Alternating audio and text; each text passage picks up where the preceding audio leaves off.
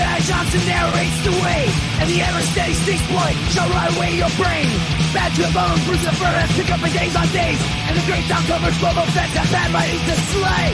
We are all damage of damage. We are all damage of damage. We are all damage. The qualified, we are prepared. Welcome back to Let's start again. Qualified. All over again. Welcome everyone. Special edition of the Qualified. Tonight we will have Mark Spears joining us tonight for his launch of Monsters and Werewolves. Tonight we have joesduelin, the captain of the ship, Styx Boy, the cabin boy, and Dom Tober, the lowly mess hand.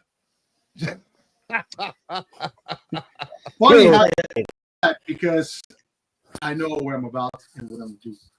I hope everyone had an awesome Thanksgiving. It's a fun show tonight. I don't want to see any more Thanksgiving food. I'm done. I just had my second round of Thanksgiving food. Throw it away. I'm ready for more turkey. I got leftovers, man. I made a whole big lasagna leftovers for next week. Lasagna is not for Thanksgiving, buddy. Yes, it is, man. Everybody, lasagna's good at any time. That's it, man. Especially Thanksgiving.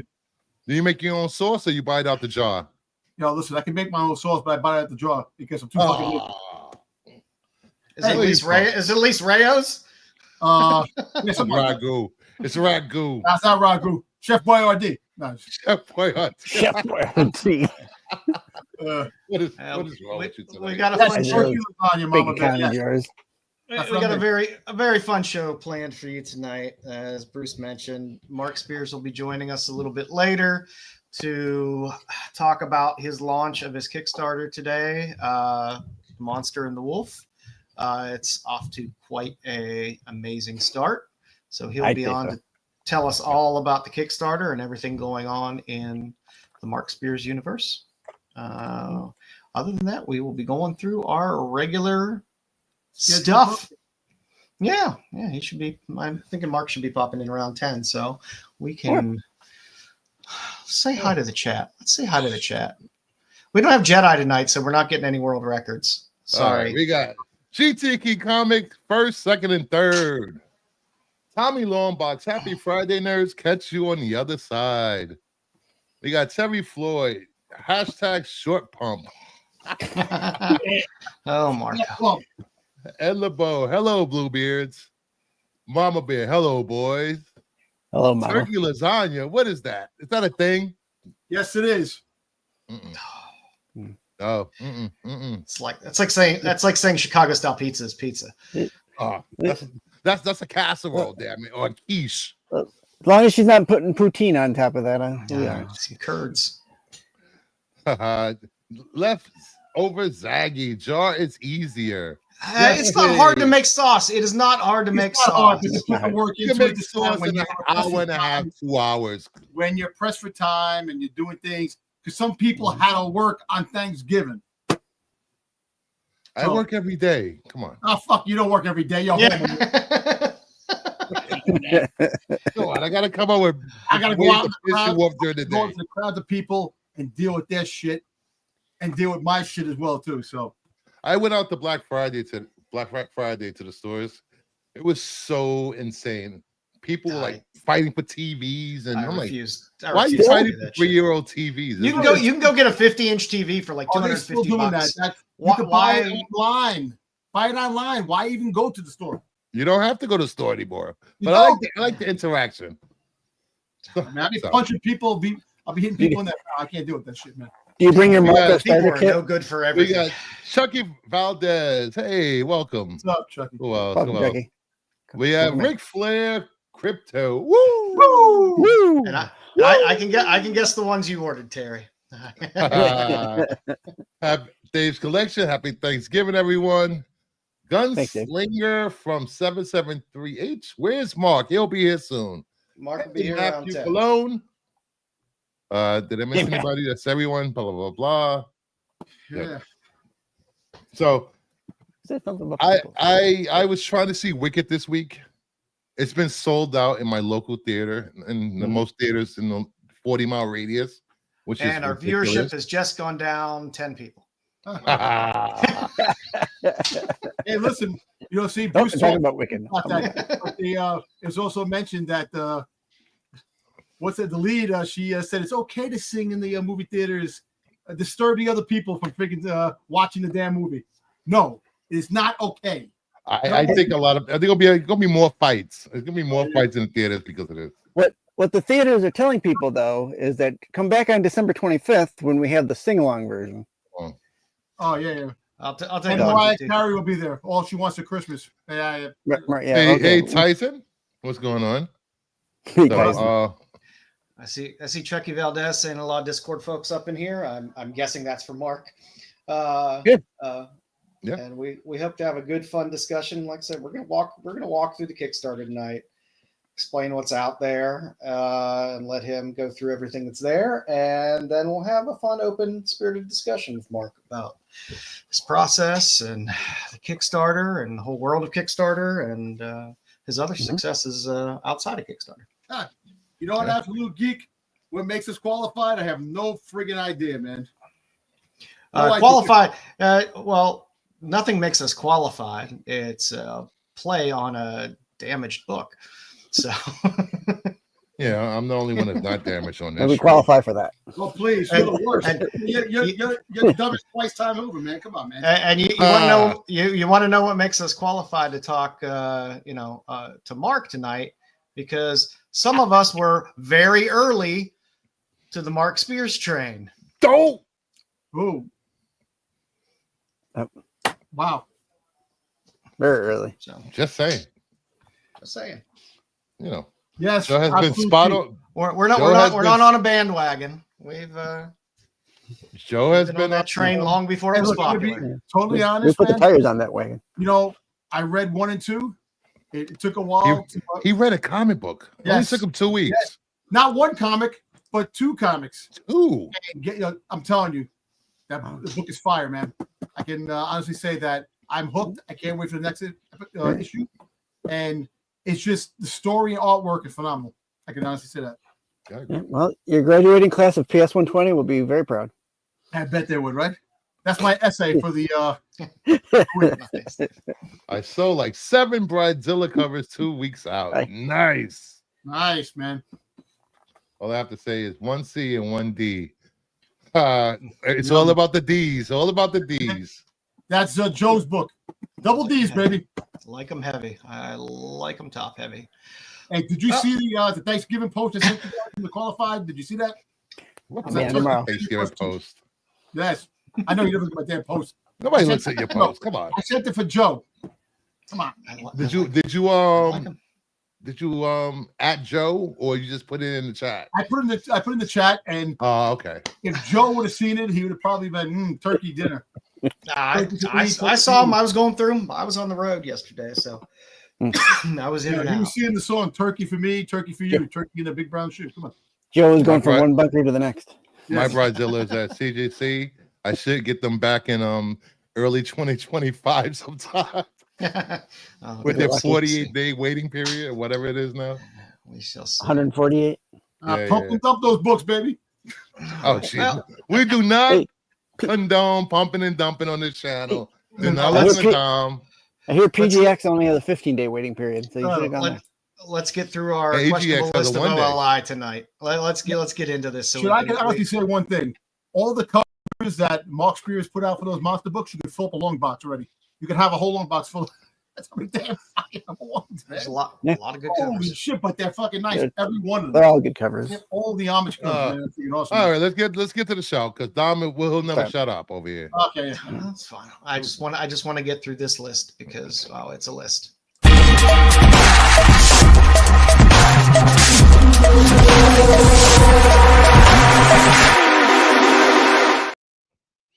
Yeah, outside looking in.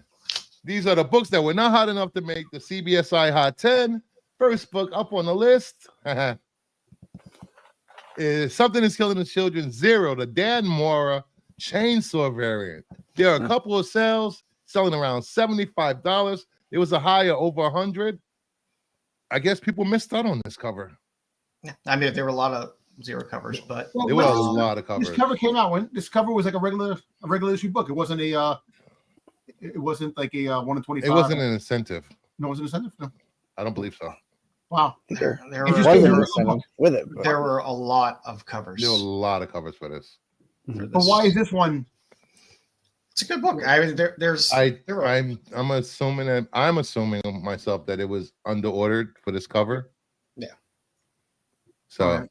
I think that's why it's here. So there's one with her, Dan Moore did with her holding an arrow, and there's another one with a, was it a pickaxe or something? I like it. This is a pretty The pretty cow cool cover is book. better. I liked them all, but I liked the book as well, and I'm a big fan of the series. But it's nice. I mean, it's nice to see somebody else having a hot "Something Is Killing the Children" cover recently, because mostly it's all Jenny Frison covers, and then some other ones interspersed here and there. But it's nice to see. I like Dan Moore a lot. I like to see him getting work. He's just a quality workaday comic guy. He just bangs out quality shit, covers and interiors on a regular basis. And Dan Moore gotta has give him been, some props. like Joe said, has been very consistent. His artwork has always been phenomenal. yeah, he's a good guy. So yeah, that's this will probably be one of the few books that I am a fan of. Yeah. Oh, we'll take whatever slings and arrows you throw. But thanks for the $2, Brian. Well, monetize the hate. Next up, we got Mighty Mouse #1. Half dozen sales, only a few bucks. CGC 9.8 sold for $75. This is with the news that Ryan Reynolds will be part of the Mighty Mouse project that's being in the works right about now. Here I come to save the day. That means that I Mighty mean, Mouse is on his way. I guess this is the cheapest, most accessible thing to get. Yeah, out of the gate. That's the recognizable. Delvins because- are still because plenty though. yeah, but- well, I mean, it goes back even before there. Mighty Mouse has been around since the 40s. Yes. But, Yeah. I know there's a lot of people Imperial talking Comics, I think? about the what was it, the IDW of Mighty Mouse #1 that was done by Alex Ross, the Virgin. Yeah. Oh. The one in 50. You're not late, Hoardings. Mark will be here around 10.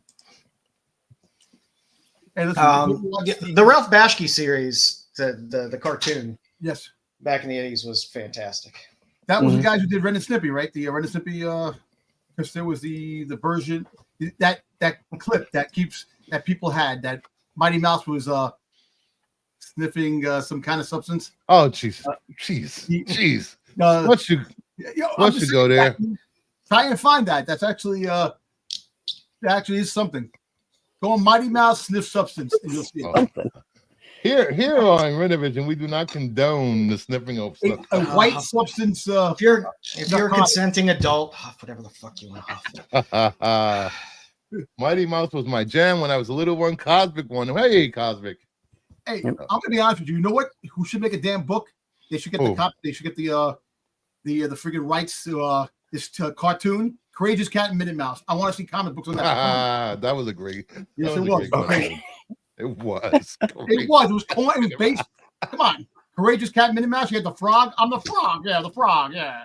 Come on. Yeah, over here, the frog. Yeah. Yeah. Moving on from Dom and his frog and his white substances. We have Wonder Woman #19. First appearance of modern Cersei, I guess, and Cersei will be in Creature Commandos and larger role in DC Universe is planned. This is a great bondage cover. Never knock a bondage cover.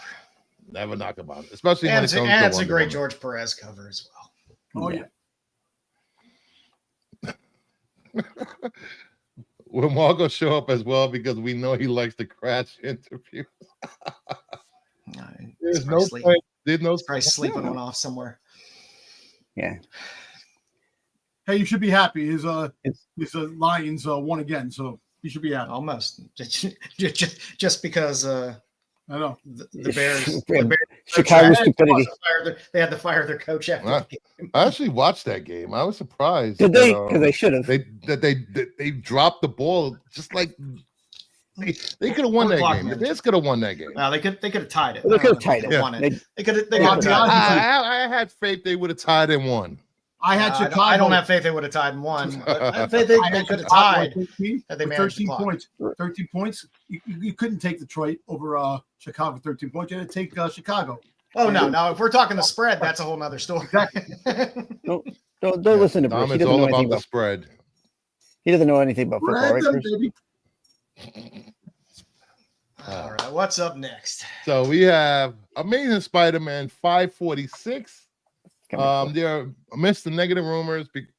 Mr. Negative will be in Spider-Man 4.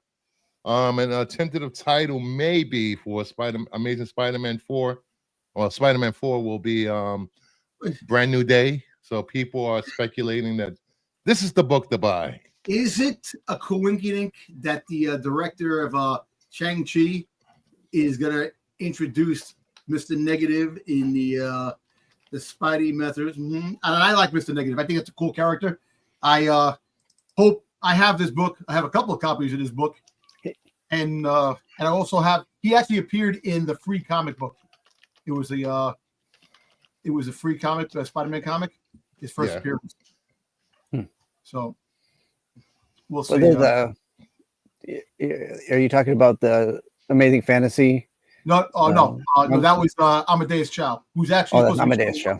They're kind of similar name. Yeah, but Cho. Mr. Negative's first appearance was in the free Amazing Spider-Man comic that was given out one of the free comic book day. I mean, if nothing else, this will give Aunt May a love interest. Yeah. You know what? I like Mr. Negative because he's like the crime boss type of thing. You know, he's with the, he's the street level character. I like that. You know, I want more street level characters. Yeah, street levels never appealed to me, really. Now, that's what made me love Spider-Man, because he was such a street level character. You know, the whole cosmic thing. Go figure. I'm a Star Wars fan, but I don't like the cosmic stuff in Marvel. I like more of the street level stuff. I don't know. Yeah. Well, when your character is based in an actual setting like Manhattan, cosmic doesn't exactly fit into the realm of Manhattan. So I get it. Yep. And the final book on the OLI is Batman 492. There is a rumored Nightfall animated projects in the works. It will be a trilogy, if this is to believe. No. So this book is to be looked at if you're into Nightfall. I think it was a 3-story arc. It's going to be 3 episodes, animated style. Yeah, 3 animated movies. Yep. Was it if Nightfall, it's to believe. Night's End, and then Night Quest. Night Quest. Yeah.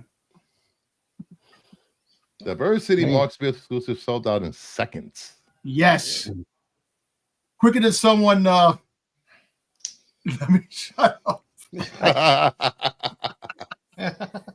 I got the werewolf one from them. I just picked that up. I must have got the last one because then it was gone on this.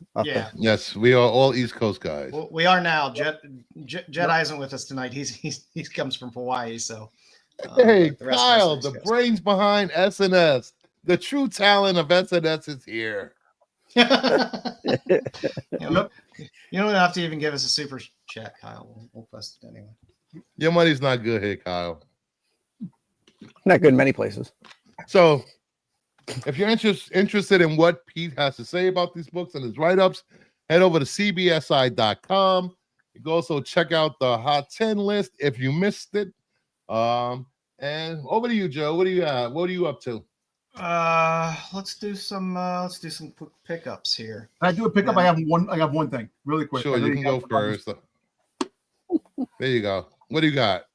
I just got the chrome cover, Cobra Commander, G.I. Joe. Bermejo. Yes. That was the best cover. I know, exactly. Love Cobra Commander. So that's it. I also got a couple of monsters that should be coming probably within the next week or so. So we'll see. That's it. Styx, say anything? I only got one thing, and that's it's too bad the Jedi's not here. I picked up another Mudman. Jesus Christ. How many Nice. months? How many do you have now? Like Me and 20, Dr. 30? Mud, man. I'm gonna be moving all these. I gotta put them in a new spot because I got How those. many can you fit those in the sun can't shine, man? Come on, man.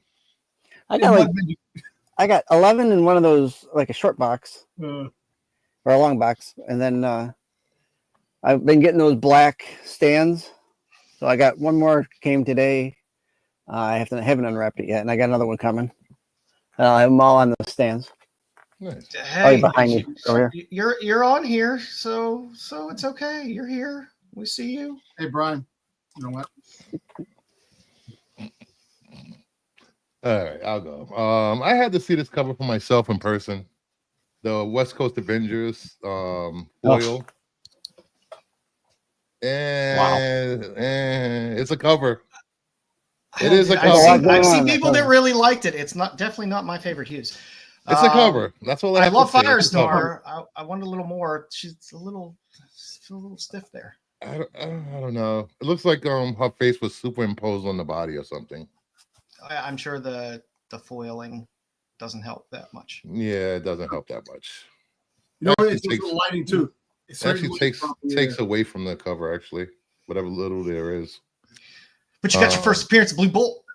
Blue Bolt, a convicted criminal that's been let out of jail. Wait, Turn his life around. Fresh from the Blue Oyster Bar. Wait, Blue Bolts? That's the name of the guy? Jedi chaperoning a prom. No, he's not. He's having a luau right now, roasting a pig on the His beach. kid's in town, so he's doing some family stuff. Gatchaman 5, the green, to complete the set, the connecting covers. Nice. Yeah. I couldn't pick up one foil, not pick up another foil. Justice League Unlimited, little foil action. Nice. Little reminder: Kyle will be doing the Rennavision. first annual Rennavision Awards on December 28th, hosted by Bruce. Apparently, Man, Bruce. Oh yeah. I'll be hosting I don't know if Bruce knew that. the first annual Rennavision Awards. I got my my tie and suit ready to go. Really a tuxedo. Really a tuxedo shirt.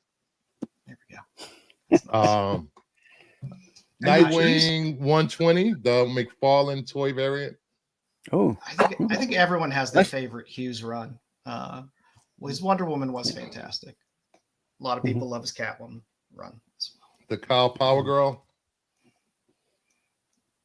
That's nice. Yeah, you can never go wrong with the call. That's a good to call.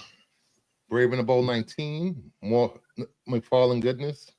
1966. That's Batman. an action figure. Yeah, they just Action dropped figure. At least that one looks like an action figure. That one that they had last week did not look. Speaking about Batman 1966, What about it? Came up with the Batusi. There we go. The Batusi. The Batusi. Detective Comics 1091. Yeah, man, what are you dying over there? Come on, man. I think so. Superman 20. The Panosian. That's actually a nice cover. Yeah, man has been killing it this year. Yeah, Panosian's work has been stellar. There's very little I can look at him and say, "No, I'm going to pass on that. He can do no wrong for me this year." Absolute Wonder Woman 2. Are those books coming Joel out? Jones. Are Very those, giant are those butter books knife. coming out weekly? Those Ultimate books? No, they're not weekly. They're No? monthly. No. Oh, I think it seems like the months are going by that quick. Well, no, they've staggered. They've staggered between them. Batman, Superman, and Wonder Woman. So you're getting, you know, Second printing of number 1 of the Carl foil. Could have been more shiny. Tyson the True Rep of New York. There you go, Tyson. The Stephanie Hans, Wonder Woman. Yeah, the Hans is pretty. I like the Hans. Yeah, very pretty. I don't know if I showed this, but the foil monsters. So that's nice. I got the regular 500, limit to 500. The metal was nowhere to be found of that. The exclusive cover, the bride reading her own comic. A lot of Nice. green on there. Yeah, lot it's a of short green. book. The Batman homage. See, I like that one. Although I thought it would have been funnier if he left that part of the moon uncolored. That would have been a funny like the original. little insider. And some random pickups. Batman, Brave and the Bold. What is this? 84. Batman and Sergeant Rock. I gotta start digging through and pulling out I like this some of my cover a lot. Sergeant Rock books. Little Neil Sergeant Adams Rock news goodness. today. You got them Daniel Craigish. Yes. Yeah. Yep. That's interesting. I like Betty it. Page. There you go, Joe. Betty And Page. Stevens? my Amazon I love find of the week. Stevens and Page. Amazon find of the week. Spider-Man #1, the Poland variant. $20 on Amazon. Bulger moly. Well, everybody's playing anywhere upwards of Yeah, that $50 to $100 each. Hmm. What do you got, Joe? Let's see. So I had funded a Kickstarter with Black Mask a long time ago. I guess How long? close to probably about a year. And it was for a banned version of Godkiller, which I'm a big fan of. And then they had a bunch of add-ons for a lot of back issues and things like that. So picked up a handful of things where I got some duplicates and some fillers. So we'll start out tame and work our way up. Much like that. Make sure that I remove the ones that I can't show. Yeah, exactly. Grab the ones that. But I'm a sucker for Jasmine Darnell, so a lot of the covers in here are Jasmine Darnell stuff. I like that cover. Her eyes. Again, I'm a sucker for Jasmine Darnell any day of the week. I love her stuff. It's a nice cover. Yeah. Very positive. How many covers does that have? The way that Black Mask puts out books, God only knows. A little Dusky Loveless cover. She doesn't put out many covers, and I love Dusky Loveless. A little triple set of Maria Lovett. When you look at them at first, you're like, oh, is that all the same cover? But no, it's across 3 separate titles of God Killer. So you got Yope, and Yope. So you see them before I take them out of the polypacks. Nice. It's the safe one. Now, All I can say is I could tell that Joe had a lot of cheesecake for Thanksgiving. this ain't cheesecake. This is quality. He had a lot of attitude on his mind. Quality erotica. Quality erotica. Yes. Never forget. Well, it used to be called smut. That's Shakespeare, baby. Smut for you younger guys. It was called smut. That did come in the mail. More monsters? So Nice. yeah, the green one. So that's what I got. So Oh, that's it? Man. that's it. Yeah, I didn't have much coming in this. We week. don't have a lot of smut with Jedi. He's not here, so usually it's No, that was The percentage of smut goes up when Jedi's here. I know, right? Well, actually, Joe corrupted Jedi with the smut. Yeah, I think He was just an innocent man with Star Wars book. Now he's past that. he went from C3PO covers to saucy things there. He went from C3PO covers to poopy covers. Closer to the camera. Oh, I need that closer. Closer to the camera. Yeah, there you go. Nice. Yeah. Is that scratch and That sniff? was winter. Yes. It's not It smells like cherry blossoms. Exactly. What do you got next up, Joe? Let's do a little comic now and later.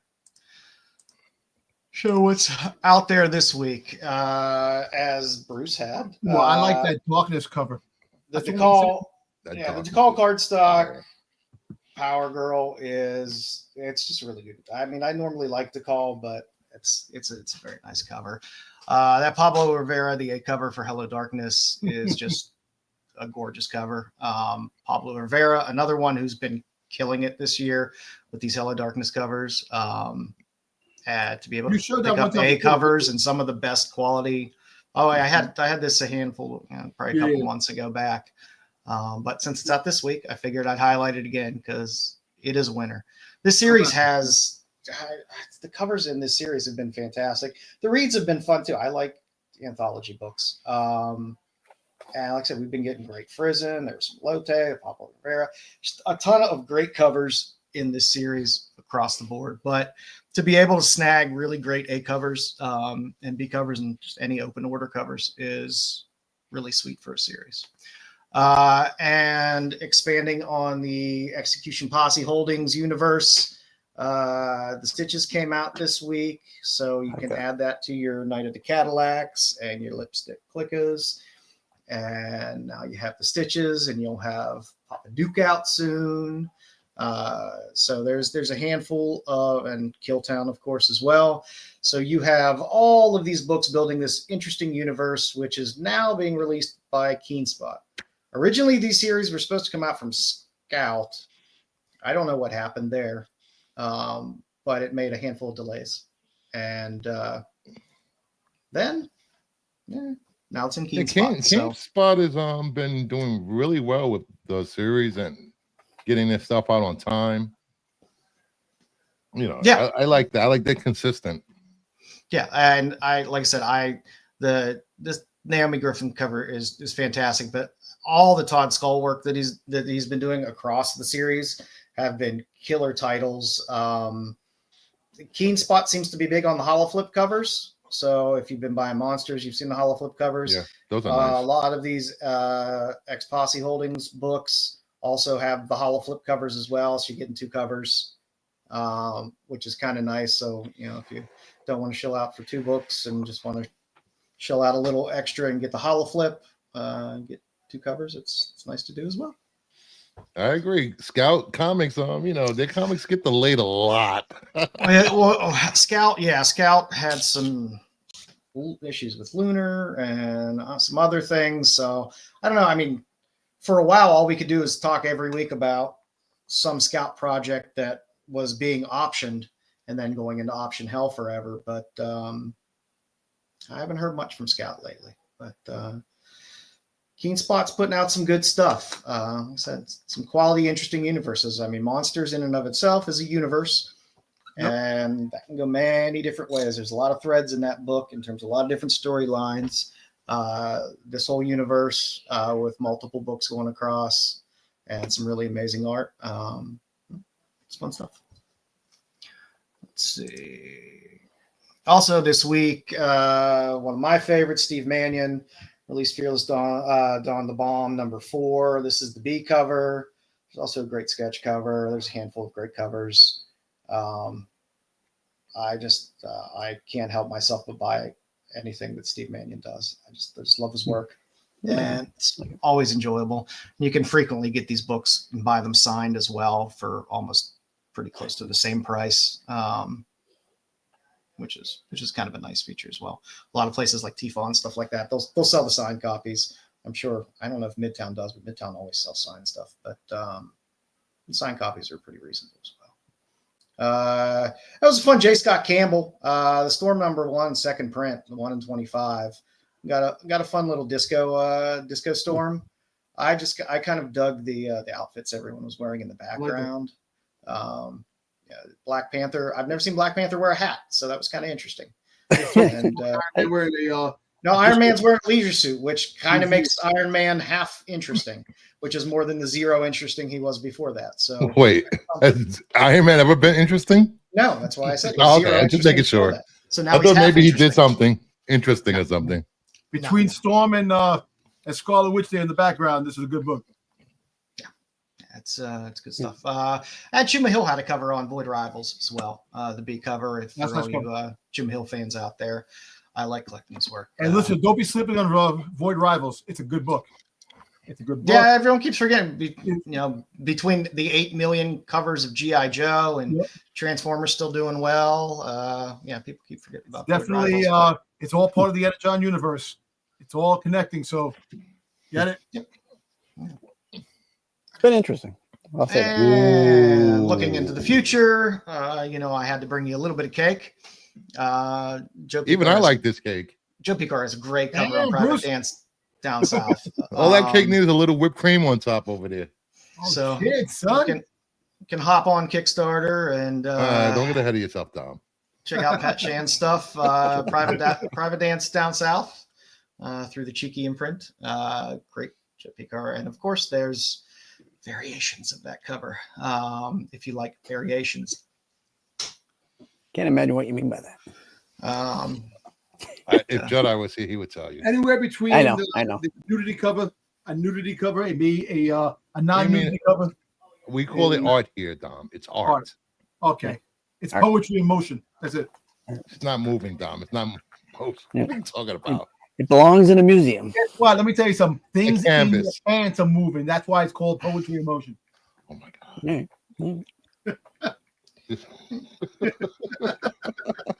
I can't with you. hold on one second. And that Savage Land friggin' That Steven plat Plat? is good. that is good. That's a good plat. Yeah, I had to put. I like the 90s boy in me loves Platt. So it's hard not to want to put a Platt cover up there. And there's not 5,000 pieces of cross hatching and stuff all over it as well. So Well, listen, he has definitely changed his artwork since he did the Moon Knight books, Yeah. and the Prophet. He did Prophet too, right? The covers of Prophet. Some of the books back in Image Comics. Yeah, and I also had to throw in the that Hello Darkness number 8. It's a C cover. It's not an incentive cover. And that's just a goddamn badass cover. Plain and simple. There's nothing not badass about that. If you like evil, there you The go. man, the legend, has Yes, arrived. he's here. The king of He's Kickstarter. here. Hey, Mark, how you doing? Hey guys, how's it going? Let's say Oh, Doing welcome. good. Not too bad. We're wrapping up our little comic now and later of some things that are coming in the coming weeks that at least catch my eye. I was wanting to hop on at 8:30 and watch this because I watch you guys. And I had some problems with Kickstarter bugs, and I had to go and mess with that stuff. But Brucifier the King, I love his selection of books every week because a lot of them are mine. So, He's not biased at all. As you noticed, I've been a fan of yours for a while, ever since that Lobo cover. I tell you, man, it just I'm sitting there watching in the living room one night, and he's saying, "Hey, look at this! I got this," and he's pulled another one, and I'm sitting there going, "Oh man, what else has he got?" And I'm so excited. Like I said early on, we're not bandwagon. Back in July, we were spotlight monsters. I appreciate it. It's good stuff. Man. It's definitely good stuff. That's So I great. think Thank you. our last slide here for coming up in the future. Mothra, Queen of the Monsters 1, the Simple Canby variant. the twin on Campbell there. variant. That's why I had to put it. You know my love of the Mothra twins, Yes, Yes. you did. and I had to throw that up there. Also, the Seasons #1, a new series coming. This is the 125 Kent Williams variant. This is a new Rick Remender series. I'm just a big fan of anything Rick Remender puts out. Okay. So looks interesting. Fun story about 4 sisters. So Who publishes that? I can't see a thing on it. I think it's through that giant robot or whatever Rick Remender's imprint that he has. I forget whether that's Kid whether Robot? it's through Image or I forget what major publisher he goes through, but I think it's through his secondary imprint on that label. But 125s, they like to go as minimal as possible with their trade dress. But it was a good cover as well. And last but not least, speaking of Kickstarters, there's a heavy metal Kickstarter out there for all you heavy metal fans. And I probably could have just filled all of the future books with some of the heavy metal covers. But I had to throw up the Stan Quintana one. It was a pretty badass cover. One of the nice other parts of that Kickstarter is they have back issues for add-ons as well. So if you're a heavy metal fan and maybe there's some back issues you were looking for, within that Kickstarter, there you can add on some of those older heavy metal issues, and I know I added on the Milo Manara cover. I used to have myself. a long run. I used to have a nice long run of this heavy metals back in the day. You know, I thought you were going to say you used to have a long one when you used to read heavy metal, but cartoon, you know, after watching the heavy metal cartoon, you know. yeah. And that's going to be like magazine size, right? They're not making that into like comic size. Yeah. Okay. No, it'll be magazine size, which again now I have to find additional space for. I have more magazines now. Now the Penthouse put out Penthouse Comics again. I'm screwed. Heavy metal. The world is fine now. We had world's a better place, you know. And then they started releasing all these again. Oh man. And, that cover. and I'm like, I'm sorry, if you're going to put Frazetta on the cover of a magazine, I don't care if it's a reprint of art that's been out before. It's Frazetta on the cover of a magazine. I'm going to buy it. I'm a sucker like that. So, Mhm. All right. Well, Mark, since we got you here, let's just hop right into it. Right. Today was a big day. Today was a pretty big day. I'm sure you've been busy for the past multiple weeks. Oh yeah. Working on this. That was well, okay. So last year when I did a Kickstarter, I started. I knew I was going to do it and everything. I had been saving it for it. Around October 1st, I knew I was going to do it on Black Friday, so I had about 2 months, and I started doing alternate covers, variant covers, and stuff. So I had 2 months, and I was getting no work at that time either. Right? No other comic company was giving me any work, so I had 2 months to basically work on the Kickstarter. This time around, I knew I was going to do it on that date, but just so happens, and I'm like, okay, I got about 3 weeks free. I can do this and that. And then there comes DC calling, and then there comes another company calling. And I'm like, oh, man. It's not a bad problem to have, though. No, it's not. And you don't want to say, no, I'm busy. So I was sitting there thinking, eat your Superman. Who could? I was thinking though I might not be able to do the Kickstarter, so I was debating. Oh man, maybe I should just not do it. Or delay it for a few months or something. But I fought through it, got it done enough to where I said, okay, because I also didn't want to put something out there that I wasn't happy with, and like the quality wasn't good. So I thought. But dude, I had all the artwork and stuff done up until a point where like there's actually around 50 pages done, and all the covers of course are done. But I got to a point where I was like, okay, I think I'm ready for Kickstarter now. And I had to go and write everything up, do all the graphics for Kickstarter. You had to do all the administrative work. I was doing that on Thanksgiving morning. So that's where, and then today I messed up. I didn't know that you can unlimited books, so everything's limited this time because I knew I wasn't going to have a big print run. I have one of the issues. It's a werewolf cover that I inked, and it was 50. Well, I had went in there and I was playing around with it just about an hour ago, and I was like, because you have to pull. The Kickstarter doesn't have it set up where you pull from the same pool of quantity. So on my rewards list, I only had 5 of the werewolves. And on the add-ons was the rest of them. Well, the 5 sold out. People were like, oh, it's sold out. And I'm like, no, it's on the add-ons. So I went and I was going to take down 3 from the add-ons and put them on the rewards. When I added the 3 to rewards, make it 8 with only 3 really being available, you couldn't decrease the add-ons. Right? Oh. So I had to debate, like I wrote Kickstarter, of course they're not writing back. So I said, okay, I guess there's 53 of these that'll exist. And I had to go. So you know who I am? I'm Mark Goddamn Spears. Pick up the phone. Pick up the phone. Yeah, man. But so that's what I had to deal with. But other than that, it's went really smooth. Honestly, Yeah, dude. I did not know it would get funded. I had debated on how much to charge, right, of what I needed to actually complete it. And the reason I went with 30,000, right, because, it seems like a lot. But once you talk about what Kickstarter gets, right, around 10%, 5% with the 5% credit cards, then you talk about the printing, which would be getting close to about 10,000. and Especially then since you they're all talk about limited. shipping. Yeah. And so I was sitting there thinking, okay, and then I have to sit there and either me myself do it, which I did this year, or get someone else to do all the shipping and everything, which there's going to be probably 300. This time it might be a lot more than that. So I was like, I don't even want to mess with it unless I can make around $10,000, in profit on it. Because that's a lot of work left ahead, not even what I've already done.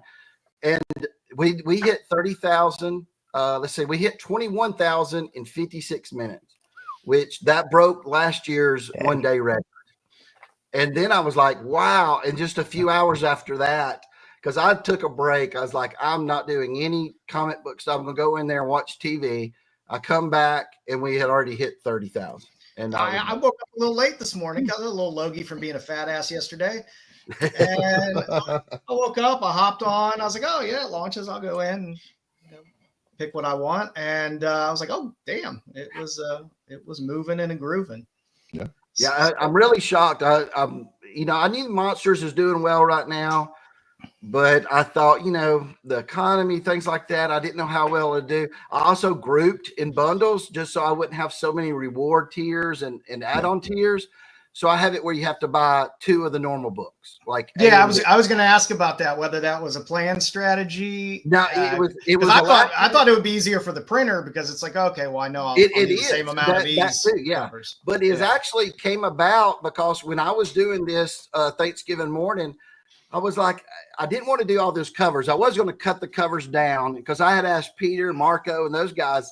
I was like, man, I had 40 covers to start with. And I said, I got to cut down these covers to about 15. And then the people I would show them to, I got it down to about 25. And then they would get mad because then if you're like, okay, I'm going to take away these 3, the other guy, you can't ask people because the other guy, well, that's my 3 favorite. And then I'm like, okay, well, how about these 3? And then another guy, no, Mark, that's my 3 favorite. So I'm like, okay, I said, what I'll do is, I'll do 27, but I'll group them like that to where it won't take up so much room for add-ons and rewards because it'll just be too much. Yeah, it would have been tier after tier. It's just too much. So that worked out, and I said, and again, I was sitting there going, "Now this could hurt really bad," and people go, "No, I'm not buying both. I don't want to do that," But I hadn't really had that much problems with it. I had 1 or 2 people mention it. That's it. So yeah, that was one of my questions was around the strategy of releasing the whole miniseries at once versus issue at a time, or we did it. I did it also in the last year. I released them all at one time as well, all 8. And this time I'm going to release all 3 at one time. Let you read it, get all the covers you got. And then Ken Spot and me have already worked out a deal. It would be published in stores. I don't know if the same covers or not, probably be different or maybe changed up some. Yep. And so I was sitting there thinking, okay, if we do that, I want to have a long difference. I don't want to be putting it out to the Kickstarter and all of a sudden it's in retail. That kind of happened this year and I didn't like that. So that overlaps. Yeah, I don't like an overlap. There's a reason you got the Kickstarter is you're trying to get this, from the ground up, and I want you to get something that you can value months and months ahead of like a retail edition or something. Yeah. Another thing that happened along the way, it was supposed to be 4 issues, and I got to it was this week, and I was sitting there debating. I said, okay, can I condense the story down enough to make it 3 issues? Because I can always go more pages per issue, right? I can go 30 pages per issue, still get in 4 issues worth. Yeah. But I was sitting there because I'm going to be doing Spawn 77 and I'm writing it now. And I'm sitting there thinking, I was plotting out Spawn 77 and I'm sitting there thinking, well, I got to have all that time to do that. So it would just make it easier if it was 3 issues. And even though if some issues are 35 pages and some of them are 22, it'd be just easier that way. So I made it down to 3 because I thought, okay, that's probably going to not make me as much money. The more issues you have, the better it would be. But I said, it's better for me mentally to just do 3. And it did well anyways. So, and for everyone watching, This is a prequel series to Monsters, correct? Yeah. Yeah. It's about, so what it's about. I'll let you get into the story there. Yeah, that's perfect.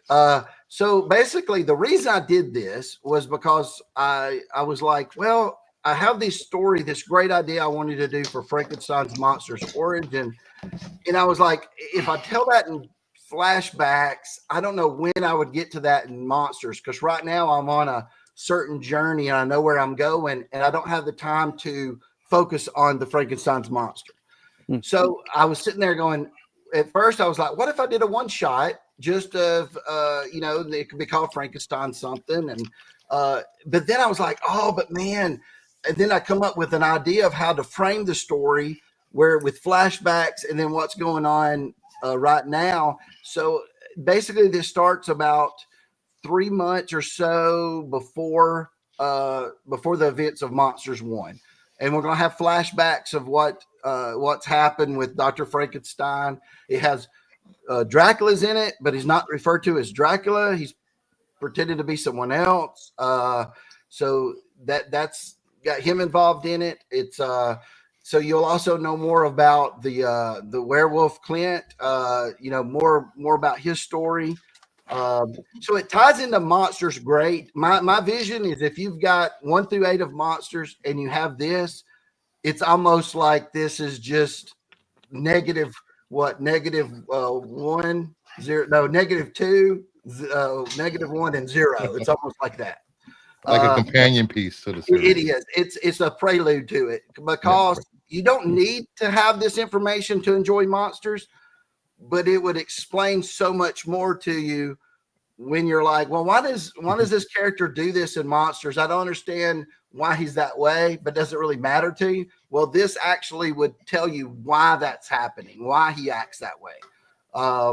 So I thought it gelled well together, and it was a neat concept of how I could frame it, and I could spend more time on those kind of characters, because in the Monsters, again, it's set on a certain focus point. It's going that way, so I couldn't really deviate as much, and this gave me an opportunity to do that. And Mad Hatter's in it pretty good, because Mad Hatter does show up in Monsters in like issue 7 or 8. But you don't get an explanation of a lot of things, so this actually explains why. Good whole yeah. gap one. Yeah. Yep. Backstory. Hey, Mark, quick question. Yep. I really like the Slayer. Monster Slayer. No secrets. No secrets. I like that character. Knowing that the fact you're doing this, are we going to eventually maybe get a spin-off book of just that character alone? Because in my grin. Yeah. Because I would love to do that.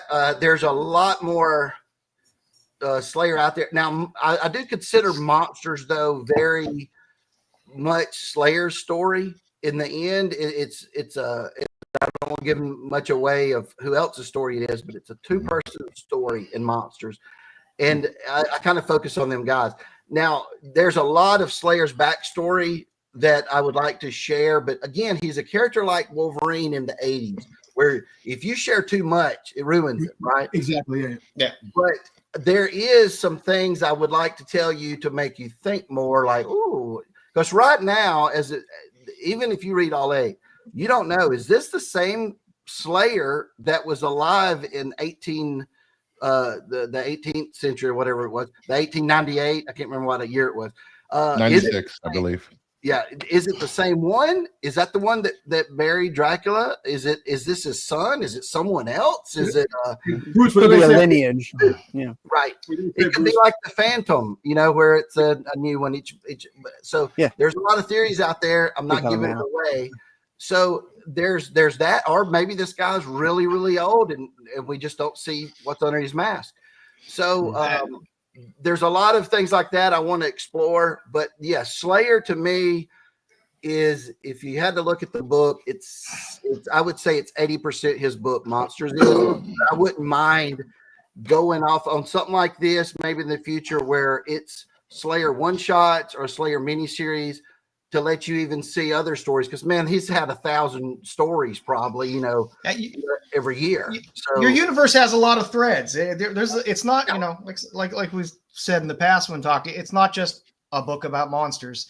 There's a whole universe and a lot of different threads and characters. You can go a lot of different ways with a lot of stuff in there and have a lot of ability to spin off a lot. I just wanted to mention, as we go through these slides, that QR code in the corner there, which will appear on all these slides, that'll link straight to Mark's Kickstarter, by the way, for the Monster of the Wolf. So if you pop that QR code, it'll take you right there. So one question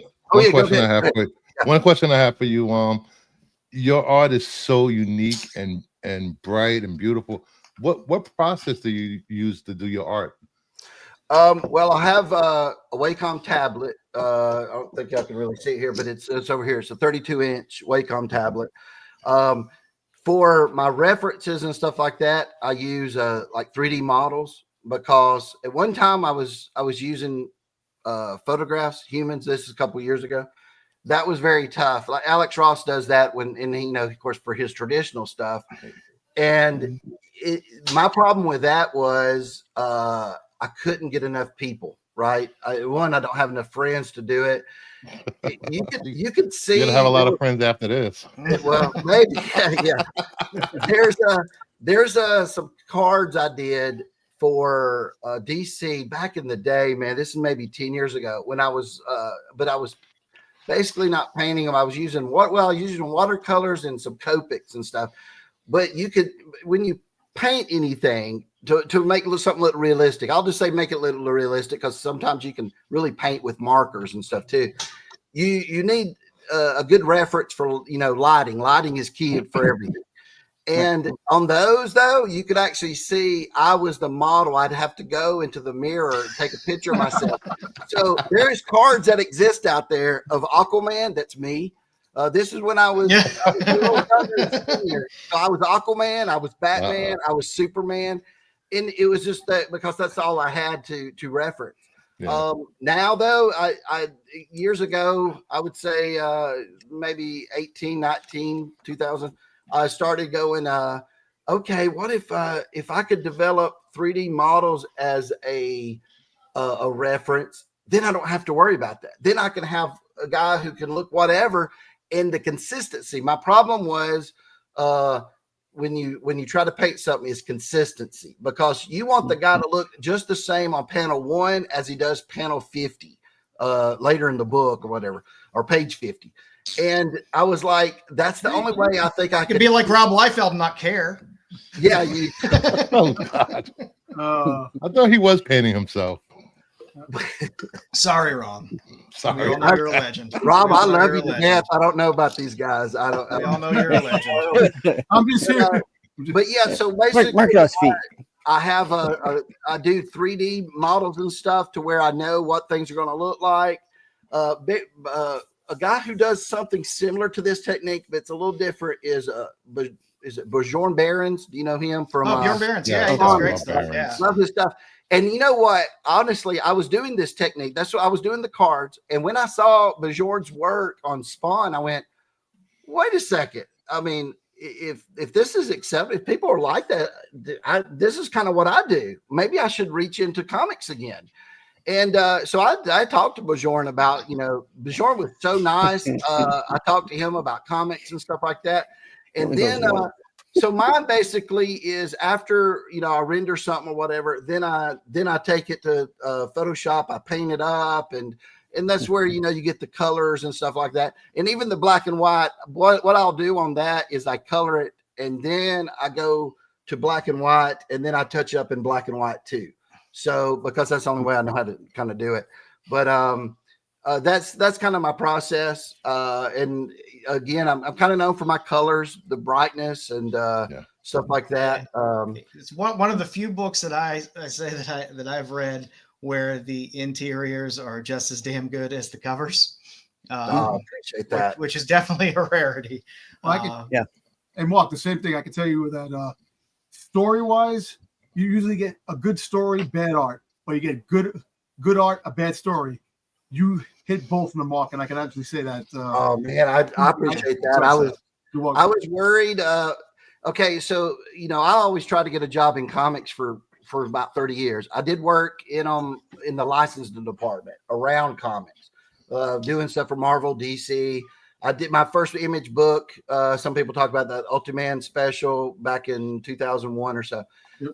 But I could never get any more work doing interiors. And when I was talking to Todd McFarlane, I was like, man, I want to do interiors. I've got all this storytelling knowledge. I've been studying for this for 30 years. I want to show people, what I can do with a story. And he was looking at my stuff. He was like, yeah, Mark, I think your stuff is good enough for that.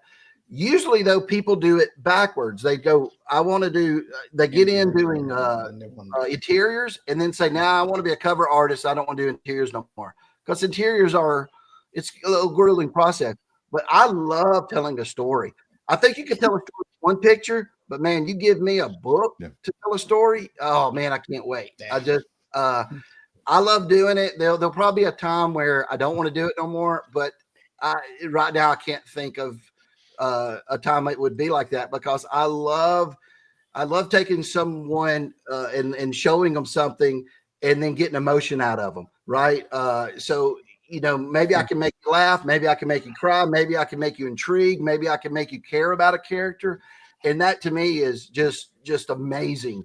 So I love telling stories. I love writing. So it all comes together.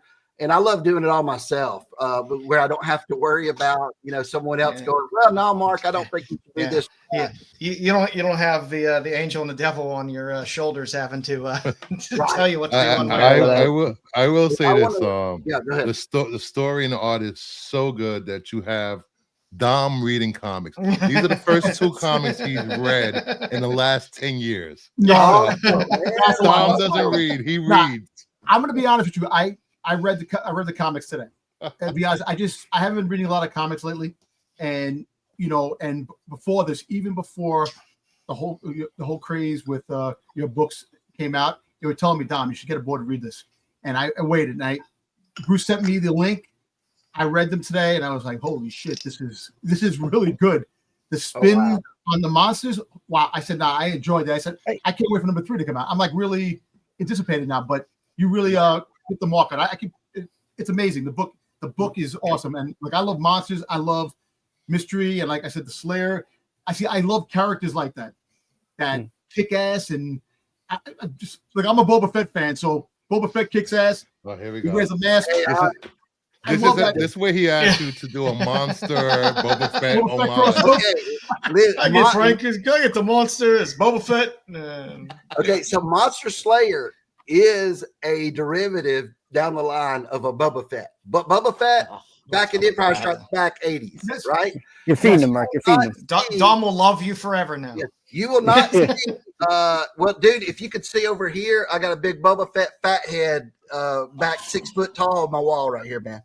Yo, Mark, thank you, man. You're my best friend now, man. You can run over his dog now, and he would still love you for life. If you need a model, Dom is your man. He'll fly down for you. My thing is this, though. What made Boba Fett amazing in Empire Strikes Back is, one, I didn't see his face. I didn't know if he's an alien. I didn't know how old he was. That made it amazing, that mystery there. And that's what Slayer, I guarantee you right now, you will not see Slayer's face. You don't know in the current timeline, you don't know anything about him, right? Yep. I don't know if in the past you might, I won't say because you got to keep reading. But I don't want to do that, because if I do that, if I take his mask off and all that, it loses it. It just loses the appeal. Leave the mask on as long as you can, man. As long as you can. Like little tidbits here and there. But other than that, leave it on, man.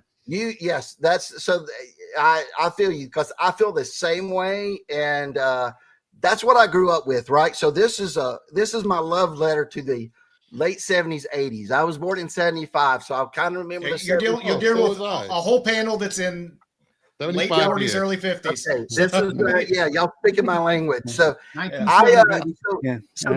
born in 1875. But. Happy birthday, Styx. The technology in monsters, right? You'll get to a point where you see like a robot. Well, I went to robots from the 80s, like the $6 Million Man, the Mascotron, all those kind of guys where, what was it? They remade the Future Westworld, right? Oh, Those were Neil Brenner. Yeah. right. Yeah, When you Yul take the Brynner's mask good. off and you see circuits underneath, Oh, that's yeah. weird to me, and you don't see the face underneath, right? Yeah. So you will see that in Monsters. I promise you, that's down the road. If you Can we get like some Masters fembots? of the if you like Masters of the Universe, I got a two-headed guy that's going to show up here in a couple issues.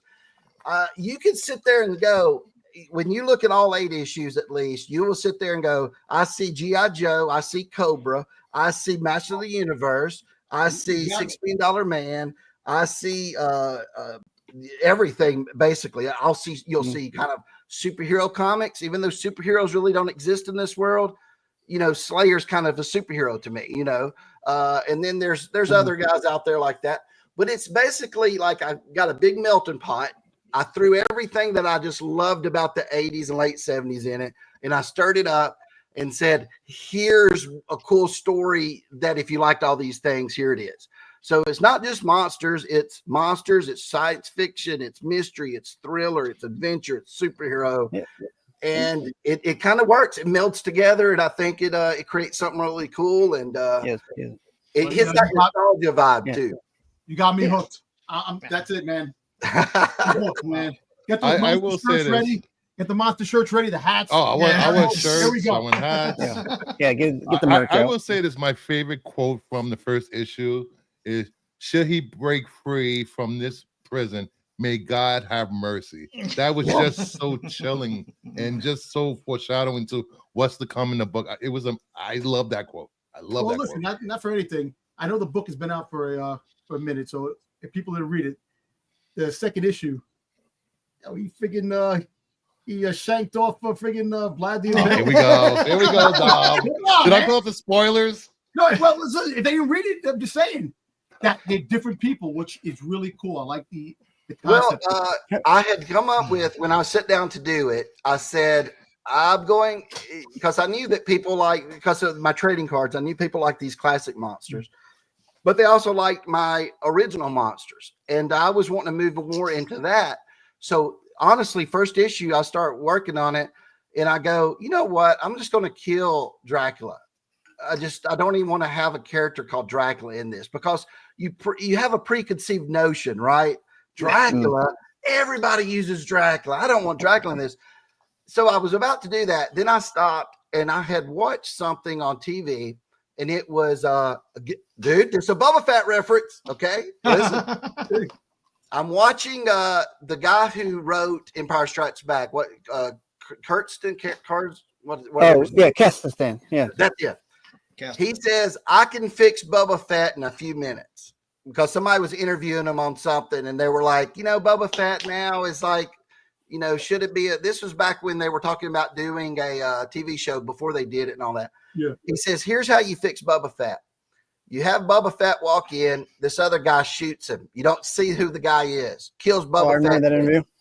And he says, the guy goes over there in the shadows, puts on the armor, walks out. Now you've just fixed Boba Fett. Because what you do, you made him mysterious. You don't know who this is wearing the armor.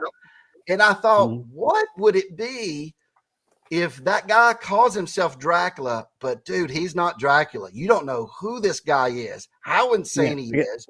So then that's what this came from. So what do you do to make it different? Well, I have him kill Vlad the Impaler right there. So now it's not your daddy's Dracula, right? That's awesome. I like that. And you will find out who he is later on. He is more of a necromancer, kind of like Bram Stoker's was in his book. He called him a necromancer. And you don't know you're kind of getting a glimpse of his motivations. You're kind of going to go, okay, maybe he's this way or that way. But yes, we're going down a path basically of this. And I'll call him Dracula right now, but later on, you won't be calling him Dracula anymore. But that guy, you're going down that path. You're going down with the Slayer path, and they're leading somewhere. So it's going to be great. I hope honestly everybody goes on this journey, because really the people that read the books in the Kickstarter that I previewed them to, they said, hey, it's pretty good, but it really starts getting good at 4. They said number 4 is where they could not wait. They couldn't stop. They had to read the next one after 4. I can't wait to number 3. I can tell you that. I'm like, ready if y'all are excited right now, I can't wait, because what happens is, without spoiling anything, you haven't seen them, but in the first issue, you saw this one kid in this bedroom, right? Yep. And I don't have that in issue 2. Number 3, him and his friends start talking. They're going to go on this journey on 4, and now it turns into a little bit of a Goonies, Stand By Me. Oh, geez, I love it. And you're going, that's when it hit. When I'm sitting there writing these kids' dialogue, because I'm sitting there thinking this is exactly what I would have said when I was that age. That was the most fun. So when it gets, need to do a reward tier for a truffle shuffle picture. Truffle, yes. Dude, there's a kid you haven't got to see him yet. He's my overweight kid with red hair. He's kind of like the Goonies, right? So just wait. You're in for something. It'll be what number 4 will come out if January is 3, so 4 will be out in March. But I kind of hate that you have to wait so long. But then it is kind of like, waiting is the hardest part. It is, but you clean your palate with this other stuff, so it ain't just like you're hit over the head. You're like, hey man, Monsters is coming out this month. I forgot about that. So really quick before we get into the covers here, you had mentioned 70s, 80s characters that but how much of Universal Monsters did you watch, see, and is incorporated into the series? So I love Universal Monsters. I also love Hammer Horror, right? Hammer House is awesome. And Monster Squad. Monster Squad probably has to go higher to me than Universal. It's just, a lot of people say, what? But it's just because of my generation when I watched it. So I do love Frankenstein's monster. I liked, Dracula, the creature, the mummy, and all those. So I said, I want to give my own spins to those. And I tried to make it look to where if you see like Frankenstein there, you look at him and you go, well, that's Frankenstein. But yet he has none of the things that Universal does. Like he doesn't have neck bolts. That's like one thing. No neck bolts. It's not the same style. Yeah. Right. And he doesn't have a flat head. He has, it's not round that much, but it's not a flat thing. He does have like little staple things and, cuts and stuff like that. I made him more of a zombie-ish look. Also, based on Monster Squad, looked at that a lot. But I wanted to be recognizable. If you had no idea who this was and I showed you a picture, you would say, well, that's Frankenstein's monster. Same thing for werewolf. My favorite werewolf probably is from Monster Squad. He was amazing the way he moved and everything. Pick him in the nods. You don't have nods. Pick him. And Dracula. Now I have some people, I've seen this before where people go, well, there's a big debate. If you're a monster fan, usually you say, no, that's not Bela Lugosi at all. Some people will go, oh, that looks like Bela Lugosi. It's not Bela Lugosi at all. One, that's, they have that copyrighted trademark, his face. Yes. Mine is actually, I wanted, he has more of a round face, like the Dracula I would think of. But mine basically came about where I was, the redness of the cheeks, the lips and everything. I was like, what would it be like if you were dead and, maybe he's got rosy cheeks though and stuff from, drinking blood or something. And then for the likeness there, I was like, so it's kind of weird. I'm sitting there thinking, who do I know that would make a good likeness for Dracula? Because I need something there.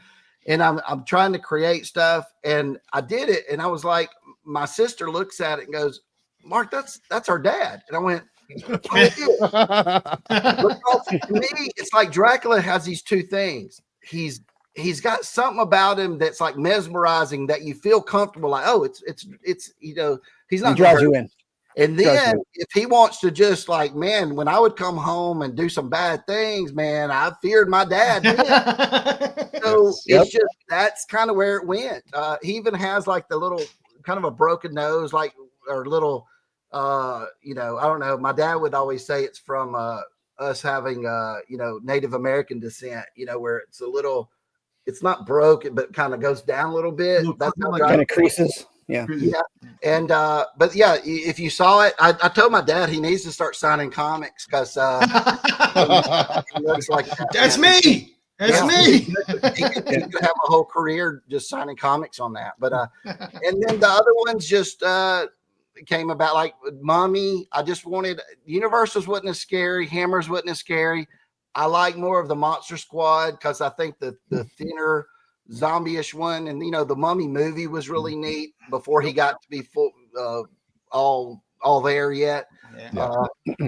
So that's kind of where they came about. Just over, I don't know, I probably did it over the designs for over about 3 years before I ever even thought about the trading cards or the comic. I was designing them, so it took me a while. Started in 2008. They were actually, the monsters were first designed for a statue series by Corgi, who were doing Marvel and DC statues at the time. And I was working for them doing those. They said, hey, do you have an idea we could do for public domain where we got to spend all this licensing money? And I said, sure, let me come up with some monsters. So those actually exist. I might actually put them on comic covers one day. The art from back then, it was just penciled, not even inked, but then I colored on top of the penciled with some very rough colors back then because I didn't know how to color really good.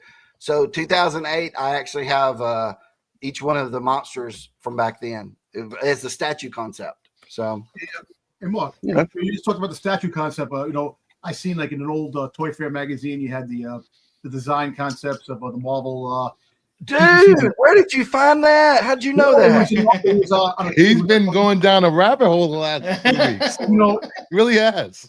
No, but how like the process with the statues, like something like you're used to drawing artwork and stuff like that, but statues itself, like an actual toy, an actual physical thing. 3D model.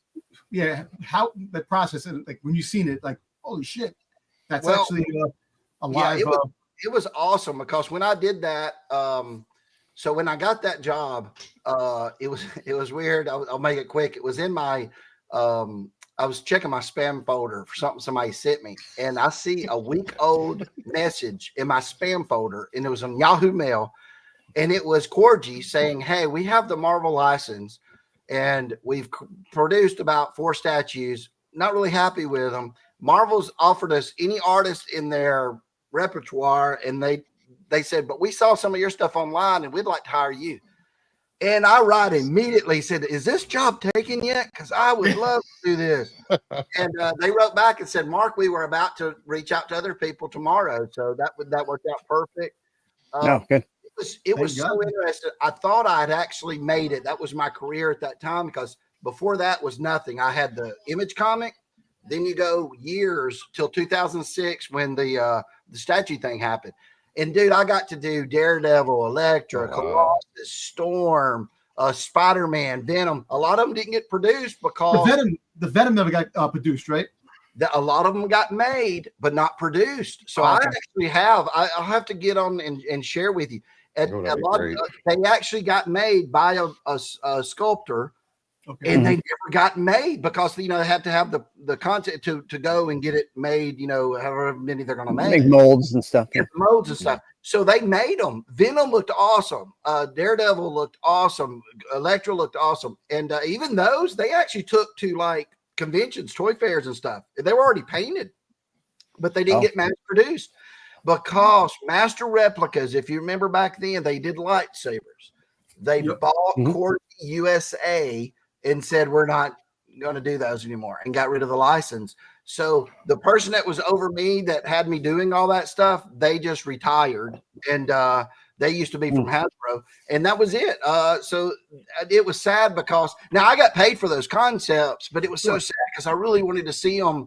The only the Ghost Rider looks really cool if that got produced. Colossus was okay. Thor was all right.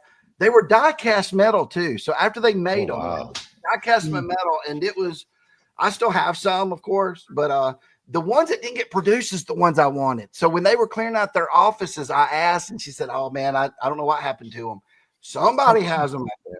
Of course they do. Of course they do.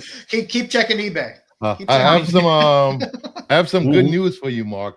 Your Kickstarter is at 305%, and you have 205 backers, and it just hit over 91K funded. I'll tell you, man. I'm feeling the love. I can't believe it because here's the thing: when Monsters came out, the way I got my deal with KinSpot is I get paid quarterly, so I haven't made a dime off of Monsters since it's been out. I don't know how much Monsters is really due. You know what I'm saying? I know what people are saying. So I'm sitting there going, wow. I didn't know if this would even do good, and it did so well. So, and it's a lot of days left on it. So, I'm amazed. I'm blessed. I can't believe it. There's awesome fans out there. And honestly, if you told me it made that much, I would say, well, that's probably, we have 1,000 or 2,000 backers. No, that's very few backers. So that's less for me to ship. That's awesome. Less boxes, less cardboard. Well, let's get into those covers for this Kickstarter. Right, yeah, I figure and being a son of Alabama as I am, it's great to see a fellow son of Alabama. Dude, I didn't know this. But man, my family's from Alabama, Montgomery. Really? Montgomery, Alabama. Yep. Awesome, man. Awesome. We love That's Alabama. great. Roll Tide. Let's take some look at the covers. It's a sad day for. They're rolling somewhere. Yeah. Georgia's getting beat right now, so that's that might help Alabama. I don't know. That's always a bright spot. Yeah. They push them up the polls. These covers here, that's just Frankenstein in the Snow. But the one on the right, I wanted to do something. So if you do have the other cover from the first Kickstarter where it was the border like that, or issue 3's having a border like that of Monsters, I thought this would be a neat little companion piece for it. Same border, just Monster they're border. fun. So Fun anniversary. The fun anniversary panels are fun. I love it. That I love this Kickstarter. cover. Tell us a little bit about this character, because I know a lot of people are liking this cover. Yeah, the one on the left or the right? A lot of people being this guy. Help the guy with the I want you to That's what I do while I'm looking at the cover on the left. Yeah. So I was thinking actually this character at first I had come up with her for another series I was going to do that I pitched to Dark Horse that didn't get put through. And I like the character concept so much. I said, I'm going to just make it a vampire now and put it in Monsters. I think this monster universe, it'll work great. I love the little Japanese flair with the hat, and all this. So I was going to do a cover for that. I come up with a cover, and then I was like, you know what? Why don't I just put it all in Japanese? Wouldn't that be interesting? Different. I love it. It's fun. And I did. And my son sees it and says, Dad, did you double check to make sure what that said? And I said, yes, son. I Googled it. I did all this stuff. It is. That's exactly what, because man, you don't want that, you'll be offending somebody. Yeah. It's totally different. And I'm like, no, you don't want to say Kung Pao chicken. Yeah. But that character will maybe show up in Monster the Wolf, but it'll also be in Monsters. It's in that universe, so I can't wait. I want some more female characters. There's I have about one or two in Monsters, so this is another good one that I can use in both books and stuff. So she's very old. Is she good or bad? I won't say. But I can't wait to have people to see more of her. And the one on the right is based on it's an homage. I can't really homage, isn't it? Yeah, it's an homage to an EC. I can't remember though which book, but it's someone's getting hung or hanged, whichever the word is there. And the one at the end of our show, Joe. It used to be at the end of our show. We'd say thanks for coming around. Wow. Yeah. So that and what that's significant is because that's actually Frankenstein's body. That's the head of Frankenstein. That'll be that you'll know later on. So that's a whole story in itself. So I thought that was a cool way to do that one. So But then that's Mark, C you and are D. looking at the 1C cover. Suspense. Yeah, it's from Good old Crime bad Suspense piece Stories. cover. Yeah, it's from old Crime Suspense Stories. Okay. Yeah, it's definitely a good one. I No, know this those- this set of covers was highly sought after. Let's just say. Yeah, Yeah, they so those two are Suspense sold Stories the most 20. out of all the bundle twos. That's sold the most so far. Yep. It'll I think probably those sell are out. this sold out already. I Oh believe. wow!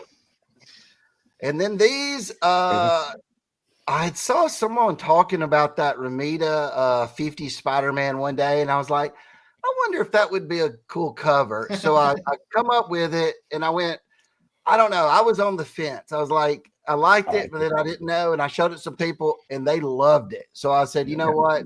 I'll use it. It works. It And works. then, It looks awesome. It looks cool. yeah. And then the other I one, love that your homages span time, which I like. Yeah. You're not like set in like, oh, here's all my 90s homages. You span a good through Golden Age and Silver Age and modern and bronze stuff. That's fantastic. Yeah, I'll try to do something one that will fit the character because you don't want it to be like maybe it was 70s disco or something. You got the Wolfman sitting there dancing. I don't want that. Did And that then for Fortnite.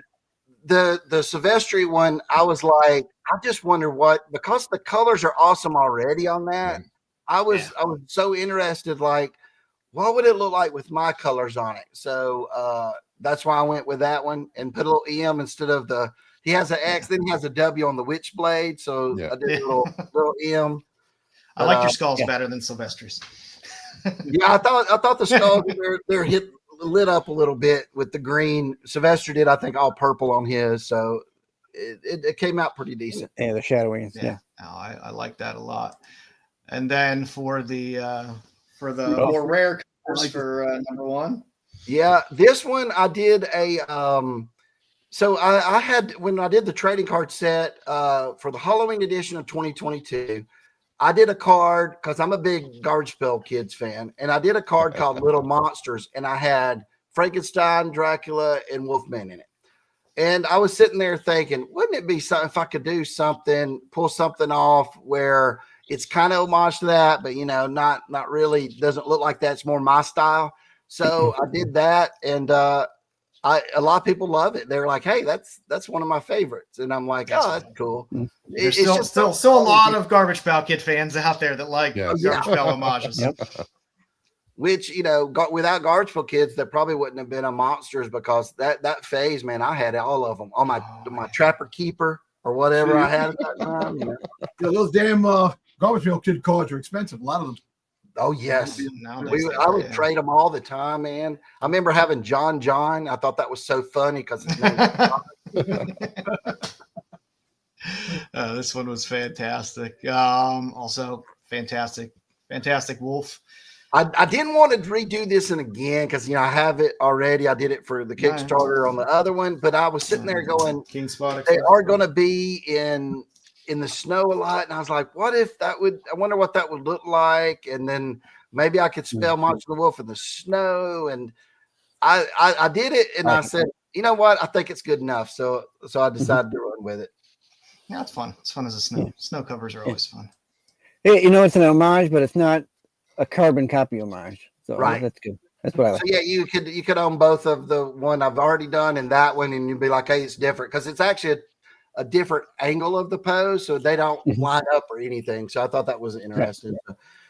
This one, I was sitting down and said, Bride is going to appear in this because we love this character, Mark. We all love this character.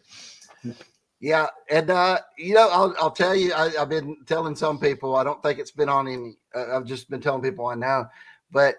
Okay, I hate drawing Bride's hair, right? So I've decided because I had to do it on here because this is when you see Bride, it's going to be back in the old days, whatever 1700s. So I was like, but when you do see Bride again, I'll just spoil it for people. She's getting a haircut. I'll just let you know. Back in Monsters going forward, there will be a haircut scene. So a time-saving haircut. but there she will get a haircut. But yeah, I like the character. It's fun to do. People have asked like, oh man, you need to make her sexier, doing this and that. And I'm like, no, the character, Sexy. she can be sexy doing what she's doing, but she's not she's not She-Hulk. She's not going to be on the cover posing, right? So that's as sexy as she gets. Hey, Mark, you know what you should do? Give her a mohawk. Yeah. Sexy mohawk. All right, well, I'll go ahead and spoil it, Dom. That's exactly what I'm doing. It is a mohawk. I didn't want to spoil it.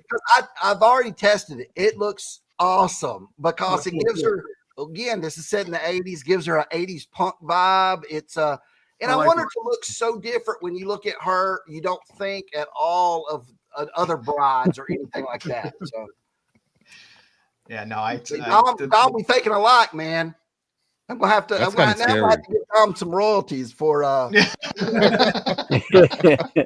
Trust me, Dom wouldn't turn them down. And going into the number 2 covers. That bride is actually from it's older art that I'm reusing from the Halloween edition. I just updated a little bit, but that's actually from 22. And then Dracula was new because this is from a scene in the book where he's sitting there trying to convince Dr. Frankenstein to do his experiment and bring the dead to life. So he's going by what is it, Lord DeVille, DE space capital VILLE. That's that Bram Stoker actually used that alias in his book because it's devil. Right, DeVille, like DeVille. Yeah. And I was like, oh, that's pretty cool. I'm going to borrow from Bram Stoker a little bit because he's always trying to hide who he really is. So that's why he's going by that. But yep, that's my dad. Hey, Mark, quick question. Yep, go ahead. Are we ever going to see like the Living Dead, like zombies, like meat eaters in this down the road, maybe? Oh yeah. That guy that was in the first issue outside that kid's bedroom walking down the street, that's a zombie. And there's a reason that he's out there, like been around. So yeah, you will see, you'll see more of that. Yeah. Oh, cool. Excellent. Jeez. I like that cover. Another hottie. Oh my God, that cover. The people that watch this show know all the covers that I pledged. They're all dead inside. Women vampires that look like that any day. No, I was doing that. I was thinking, I was like, people say, my other bride was so successful because of 2 reasons. I've heard that so many times. And I was like, okay, I'll give them 2 more reasons that this won't be successful. So I did that, put a little blood on it. I thought, okay, that's pretty cool. That made the cut. And then the other one's a werewolf. But yeah, that's it. Something about her is pretty cool. I actually might keep her around as actual, a character in there because I don't know, just something about her is kind of cool. I like the whole design, the concept. So when you do something like this, everybody has to look different. So I can't have her look like facially another one of my female vampires, right? Unless it's her. So I've already come up with how she looks. I might as well use her again, later down the road. So if it's popular, I will. Yeah, I think we might need a set of female. That cover will be popular. We need twins. We need twin vampires. Yeah, right. Dude, I have been kicking around the idea of how there's the twin Crimson Guard guys in GI. Oh yeah, Tomas and Zema. The mirror twins, right? Because they're backwards a little bit, right? Because their hair. Yeah. Because I'm a big GI Joe fan, and I was like, what if I did that but made them female vampires that are like that? So, all right, now I got to cut a check to Bruce. Hey, Bruce, you're cutting into my thing now. Jesus. Come on, who doesn't want twin vampires, one on each side? Come on. There you go. What? I can see a cover right now. Bruce will be in the middle, and then there's the 2 girls. Bruce, I need to get your likeness, man. Let me. You got to be on a cross. I would say triplets, but I know you got the brides. I want to be on a cross and... when that happens. Oh man, piss off a lot of people. Make it controversial. poor monster looks so sad here. He looks so downtrodden.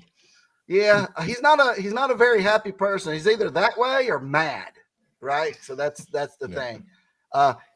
I would tell you why it's that way, but I don't want to let you read the comic. But there is a total reason why he's very sad.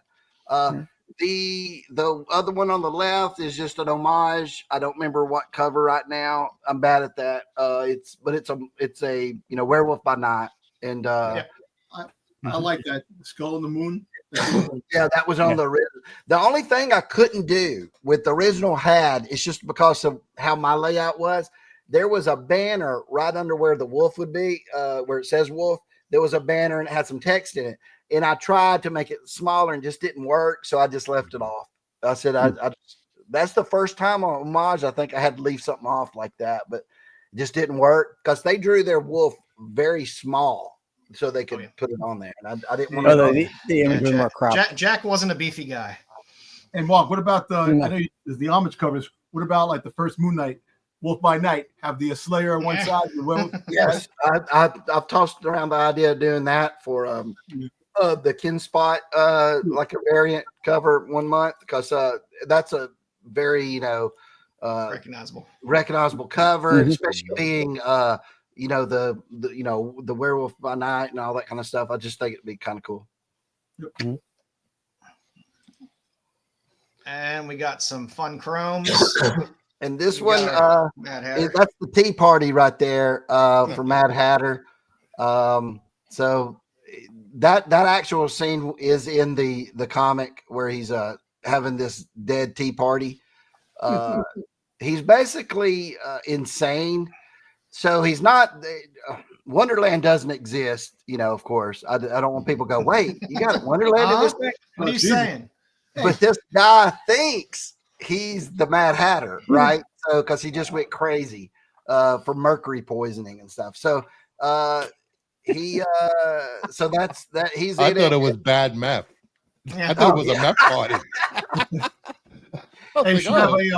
That nose has too much weight for meth. You should have a maniac bunny and like an Alice vampire. I thought about having a bunny, like what was that movie? Was it Jake Gyllenhaal was in where the bunny was all in a suit, it was all messed up. Johnny McDonald. Donnie Darko. Donnie Darko. Donnie Darko. I thought about having a guy in a horrible, messed up bunny suit, like be a sidekick, right? And just walking around with it. So I don't know yet on that, but I did know. Can't be late. Yeah. Yes. I see, because I think there's just so much to do on that. And you do see his origin in 1 through 3 and all that kind of stuff. So you get to know him more. But yeah, I love that cover. When I did it, I thought, oh man, that's a cool little tea party. Yeah, it's fun. It's fun. I like it. This one, another. This caught my eye immediately when I was looking through. I was like, Jesus Christ, that's badass. Okay, I love drawing the Tin Man. I did it. That's the first Oz kind of image I did. This was probably back in early 22. Or no, 23, 22, something like that. Well, anyways, I did a Wicked of Oz trading card set. They're still around. You can still get a few of them. Not many were made. It was on the Kickstarter. And I love this character, though. And I was sitting there going, how could I bring it into monsters? Because, again, Oz don't exist in the monster universe. But I think I've developed a way to do it because I just love this character so much. And I said, it would work. I can make it work. So, yeah, I'm going to bring him into the monsters universe. He's not the Tin Man from Oz, basically, but maybe he's a robot. Who knows? But I just think it's something about the eyes, man. When the big version, when you look at it, the eyes, dude, it's like you're looking into the guy's soul.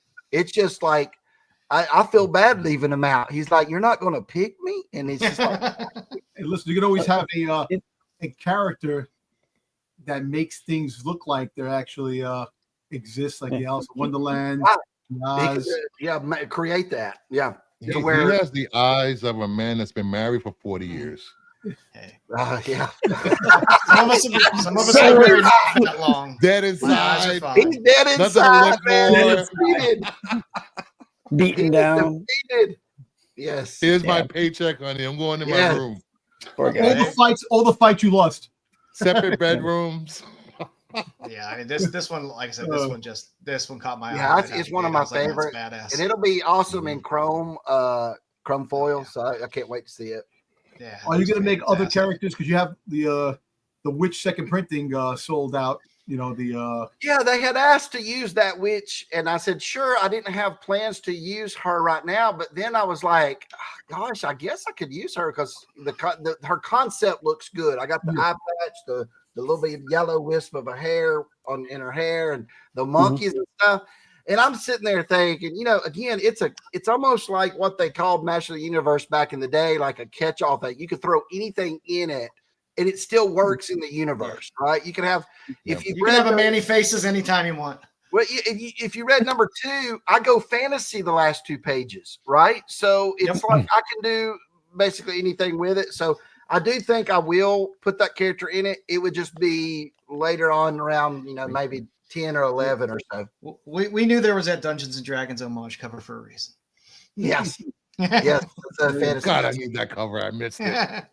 That will be a cover on KinSpot. It will be it would probably be number 8 though, or 7, because that's where things start getting more in with the wizard and the little boy and stuff. So yes, I want to know why we have a wizard and a dragon in yeah. Monsters. Hey, I was like, wait, what? Yeah, a dragon slayer is a monster slayer, basically. So very true. Like, very true. And all that pays off big time. And be sitting down when you're reading the issue 8. So Dom, you hear this? You might get a world between worlds in this series, not in Star Wars, but you. Listen, look, you know, listen. I'm telling you, the possibilities that can be with this, you know, just the way the story's going and how things were. Like I said, I don't know down the road what he had with Mark has planned, but I can just see from just this that this is amazing and what can be down the road. You know, like Hannibal, I love it when a plan comes together. Yep. So I'm excited about the current run. These 2 are, I consider them the blue covers. They both have a bluish to them. Of course, Monster and the Wolf, that's them fighting. That actually happens in the book. And then that's Kali, which if you're a Hammer fan, right? Okay, so Hammer Horror at one time was planning a movie called Kali, the Devil Bride of Dracula. Yes. It didn't get produced, right? They didn't make it.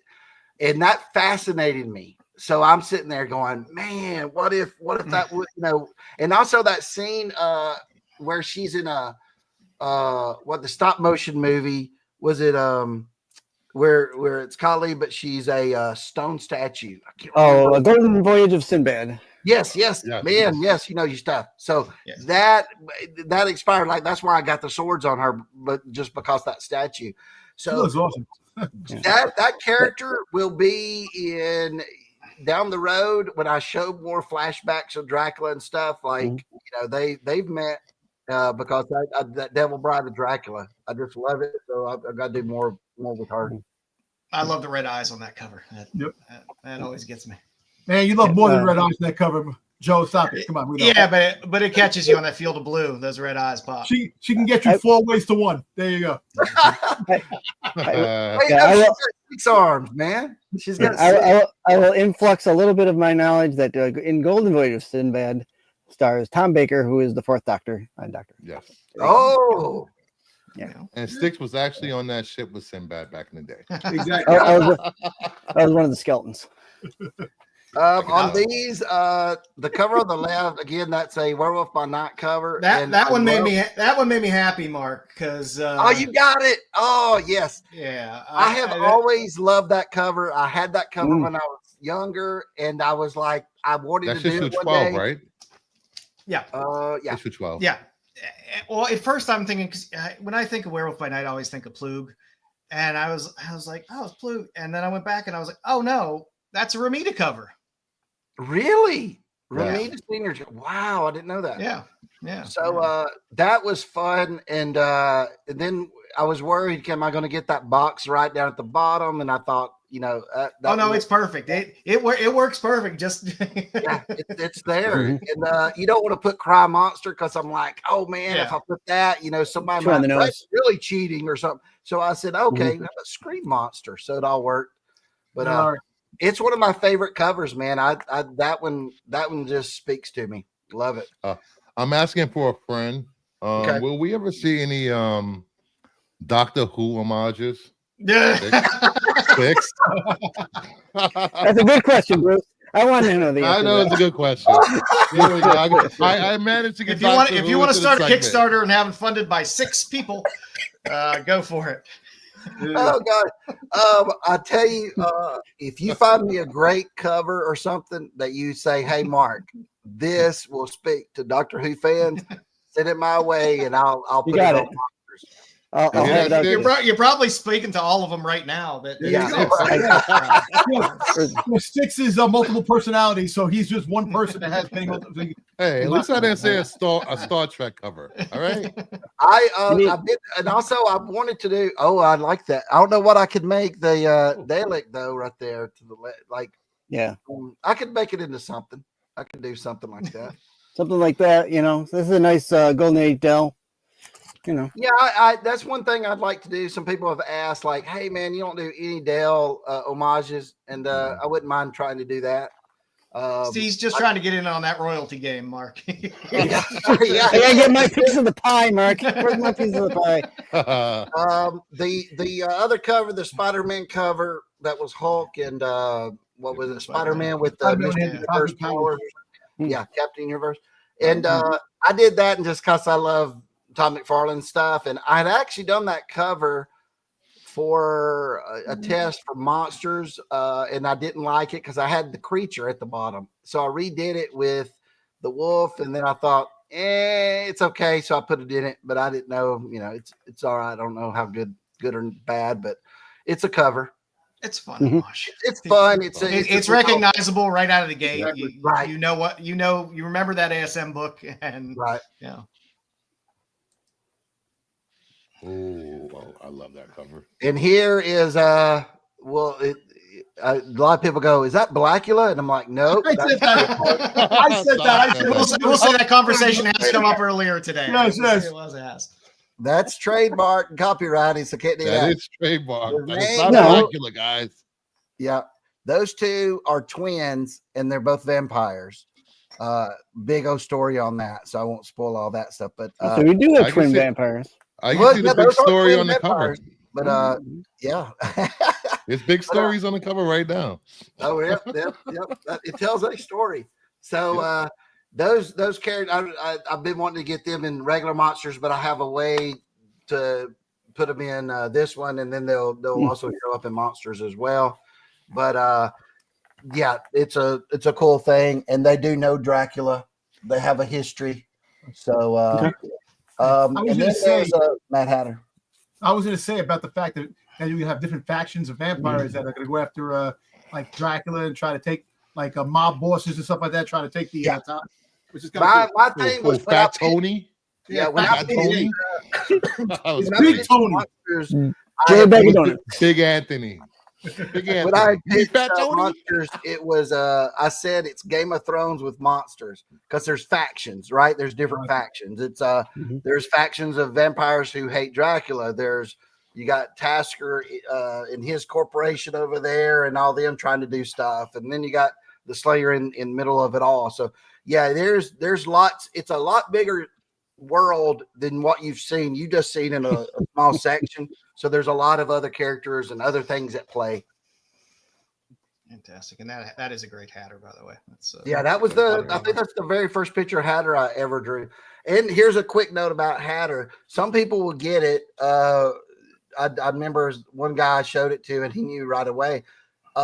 The Marx Brothers, the comedians guys that back in the old days. Oh yeah. Bradshaw. I remember Harpo and Zeppo. And if you look at it, you go, he has the same hairstyle as Harpo back then.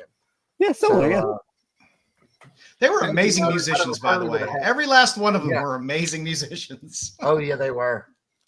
Thank you, Larry. Thank you for the $10 chat. Thank you, Larry.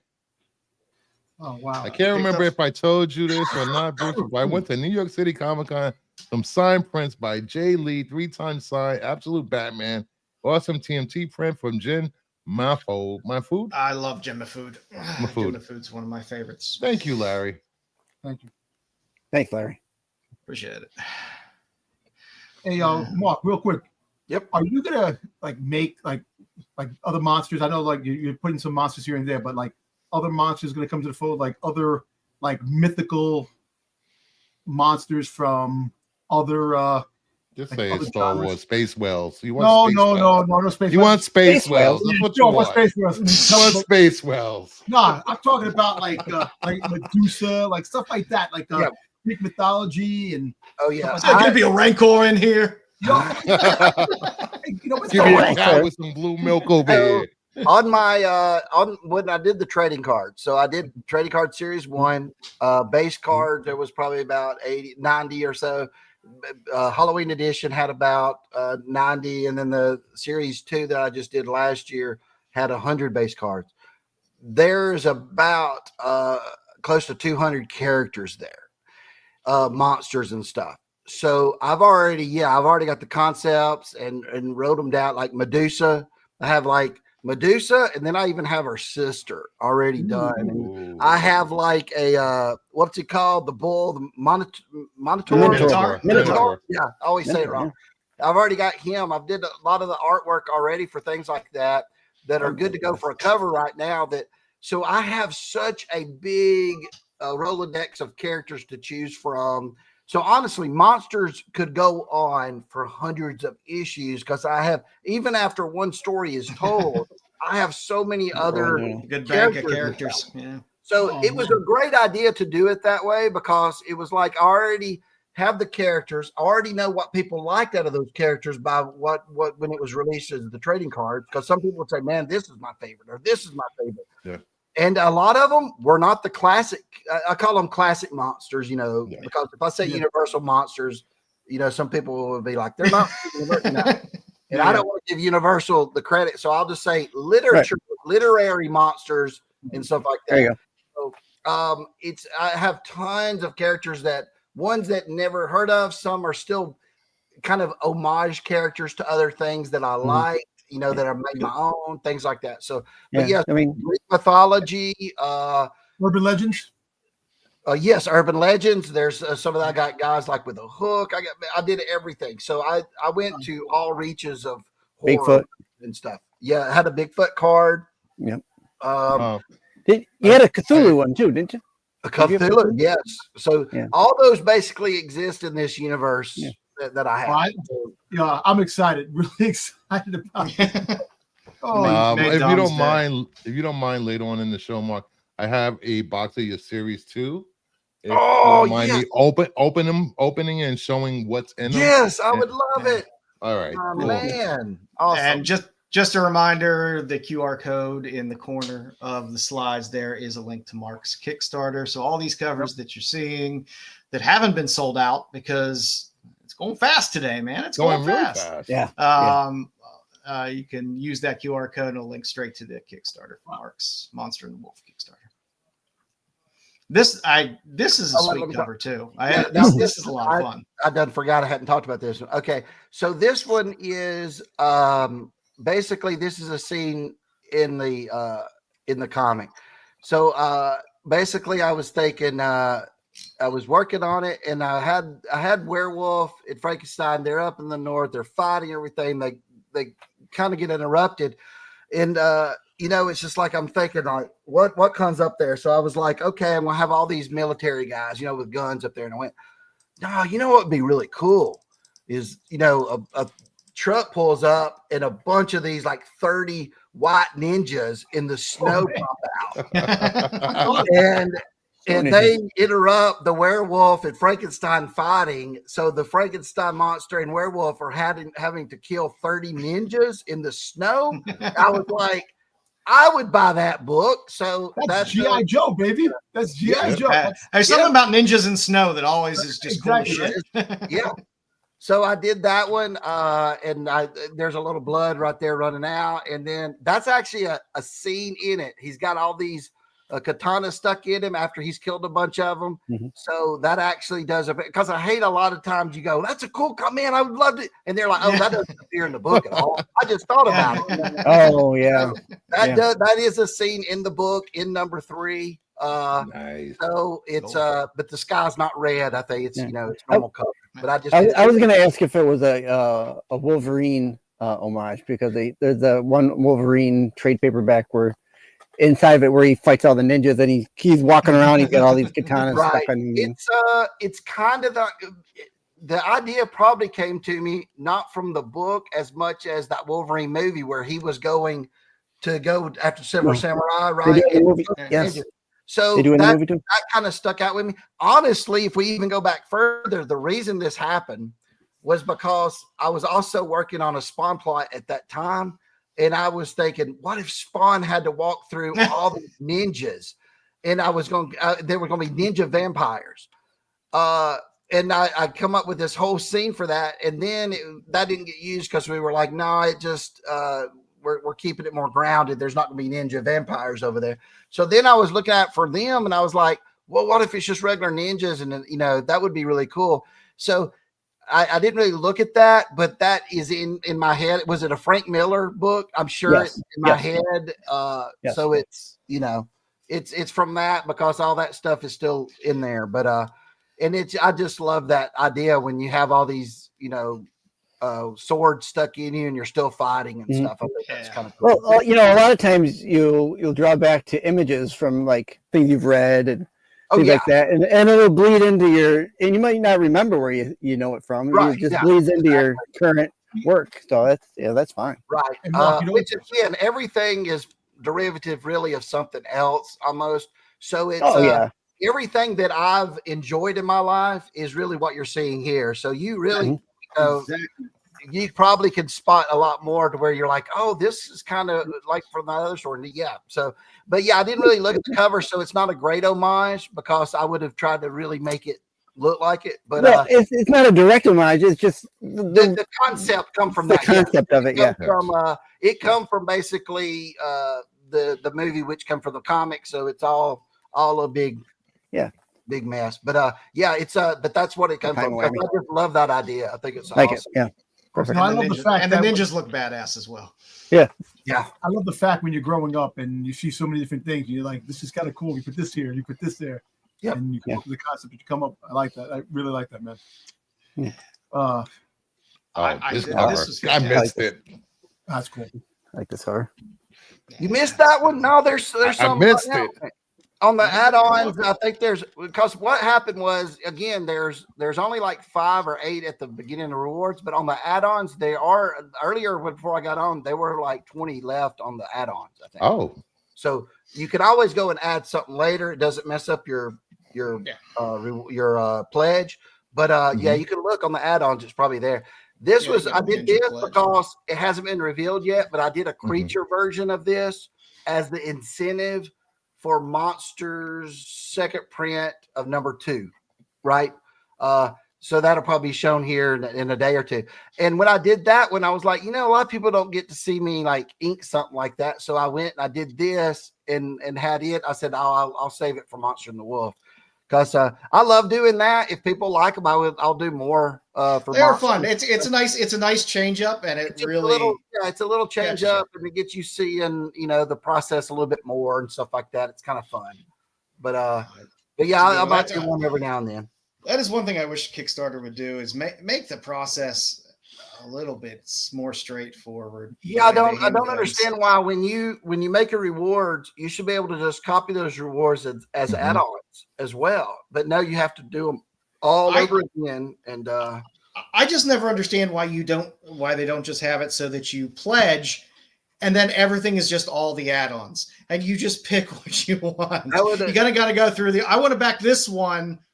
And then it's going to take me to the add-ons, which are all the other ones. It's like, that would have been a better, I should talk to you before this. I should have probably did that. Like, here's a pledge of $1, whatever the lowest can be. Right. And after you do that, it takes you to everything in the add-ons. And everything's just an add-on. That might've been better to do because again, it's just confusing because some people are like, hey, is this out? It says it's out. So I keep adding on. Somebody that wrote me earlier said, am I really getting this book? Because it said it was out, but then I was able to add it. And I said, yeah, and explain to him what happened there. But I just want to make this announcement. anyone expecting a Christmas gift from me this year, don't expect one because all the money for your gifts just went to the Kickstarter. Yeah, I mean, I'm a Kickstarter person in terms of a lot of the books I get from Kickstarters, just because there's a lot of artists I follow that don't necessarily do a lot of covers, especially in major publishers or anything like that, or they do creator-owned properties that they're putting out, and they're artists that I really like to follow, and that's how I like to fund the artists and writers that I like, because as Mark I'm sure will tell you, the mainline comic business is an unforgiving bitch in terms of money and how they treat you. So it's fun to give to the artist you love and support that community. But man, I wish they would make it a little bit easier the way they have things set up. I know when I first started doing Kickstarters, a lot of times I would miss the add-ons because I would pledge to one of the things and I'm like, I really want those other ones, and I would just check out way too fast, and I would miss the add-ons, and I would forget I can go back and manage my pledge and add it on later. Yeah, because I was like, add-ons. Is add-ons? And they even have now, which they're getting better, but it's just taking them a long time to do it. Like this time is something I never saw before, where they have late pledges, where you can set an amount. So like that book, if I still had enough left, it would go, like I set a price so I could say I want $20 more if it's a late pledge. So that means that someone could pledge 2 weeks after the Kickstarter ended and still be able to get it, but get it for a higher price. Well, that takes care of that. You know how they used to do the backer kits and all those surveys, trying to sell you surveys? You don't have to do that anymore. People can just add things. So that's nice. They probably need to get a few creators around and just say, hey, what feature are we missing or not getting right? And they could fix it so easily, like implement it so fast. Yeah, I mean, I know I got screwed on one that took a long time because my credit card got stolen, so I had to change the number. And when I originally pledged it, it was on the original number. It went through once, it fulfilled, and they didn't collect the shipping yet, but it was set up so that it collected the shipping automatically off of my card. Well, that card number didn't go through anymore. So you have this huge pledge for a Kickstarter, and it gets held up because of a $7 charge for shipping. Yeah, I've had that on the other ones where, like at the end, especially around Christmas, is where mine was charging right after Christmas. So it was a lot of people were like, "Oh man, the wrong credit card, or I didn't, something happened." People's balances were a little low when it fulfilled. And so yeah, that usually happens. It does. You also the 3D stuff is fun. Those are sold out. But and man, I've been working all day. This is how I have been working. Honestly, I had to do this because to see what the 3D would be. So I've been working with 3D glasses on, trying to paint this stuff, and it's been tough because everything is just weird looking when you look through these. But people have asked me about that. They're like, "Man, I didn't get up at midnight, and I was asleep. There was only 30 of those." So what I'm doing, I got to announce it. I'll announce it here, but I'll put it on Kickstarter and give people some time. On Monday, I was going to do it at afternoon, but that feature's not working. I was trying to make it earlier. It doesn't work on Kickstarter where you're supposed to be able to set up the time that this reward is active or the add-on is active. Wouldn't work. So I'll have to do it live. I'll have to go in there and set it at midnight, probably tomorrow night. So Monday, on Cyber Monday, I'm adding 2 more 3D Cyber Monday covers. And I'm doing that just because people loved them. They're fun. I like them. I did 3D cards a couple years ago, and they were neat. So want me to give a quick flash of them, Mark, or you want to hold off? I'm going. Oh yeah, go ahead and show them. And we will have these on Monday, and they'll be. Geez. Nice. Wow. If you've already got the bundle, if you've already got the CGC bundle, either one, you're going to get this for free. Like you don't have to get anything else. You're not missing it. You got it. So there's that. And if you want them, there's the other one. This one's a little different 3D where it looks the other one's deeper. Wow. This one's coming out at you. If you have the 3D glasses on, because I was doing it earlier. I was showing my wife. I said, "Look at this! It looks so awesome. It looks like it's coming out." It has to be so much fun. So that's gonna be awesome. Cyber Monday. I was talking to KidSpot about it today. I was like, "Hey, is there a way we could do this for monsters? Because I love this." And they said they're going to talk to the printer and see if we can get it polybagged with 3D glasses inside and do like a monster version later on. But so those will be available. I think I'm going to do. Haven't decided on the number yet. I think it's going to be 100 because 15 will have to be taken off the top for the bundles that are already done. So that means that 85 will be available on Monday. Just for those people who didn't get it and were like, "Man, I want to try this 3D thing out. I want to get it." So that will be available on Monday. Yeah. Yeah, be ready early because they're gonna go. Exactly. They will sell out in a heartbeat. Yeah. 3D is coming back. This is a Brian Haberman cover. It was 3D. It just came out, and it's just fun. I love it. I love seeing 3D come back. Come on, Joe is the creator of 3D virtual reality. Before you move on, I just want to thank everyone for watching, for subbing for the channel, liking the video stream. I will be doing a giveaway personally of 2 people will win the one cover and the A cover of issue 2.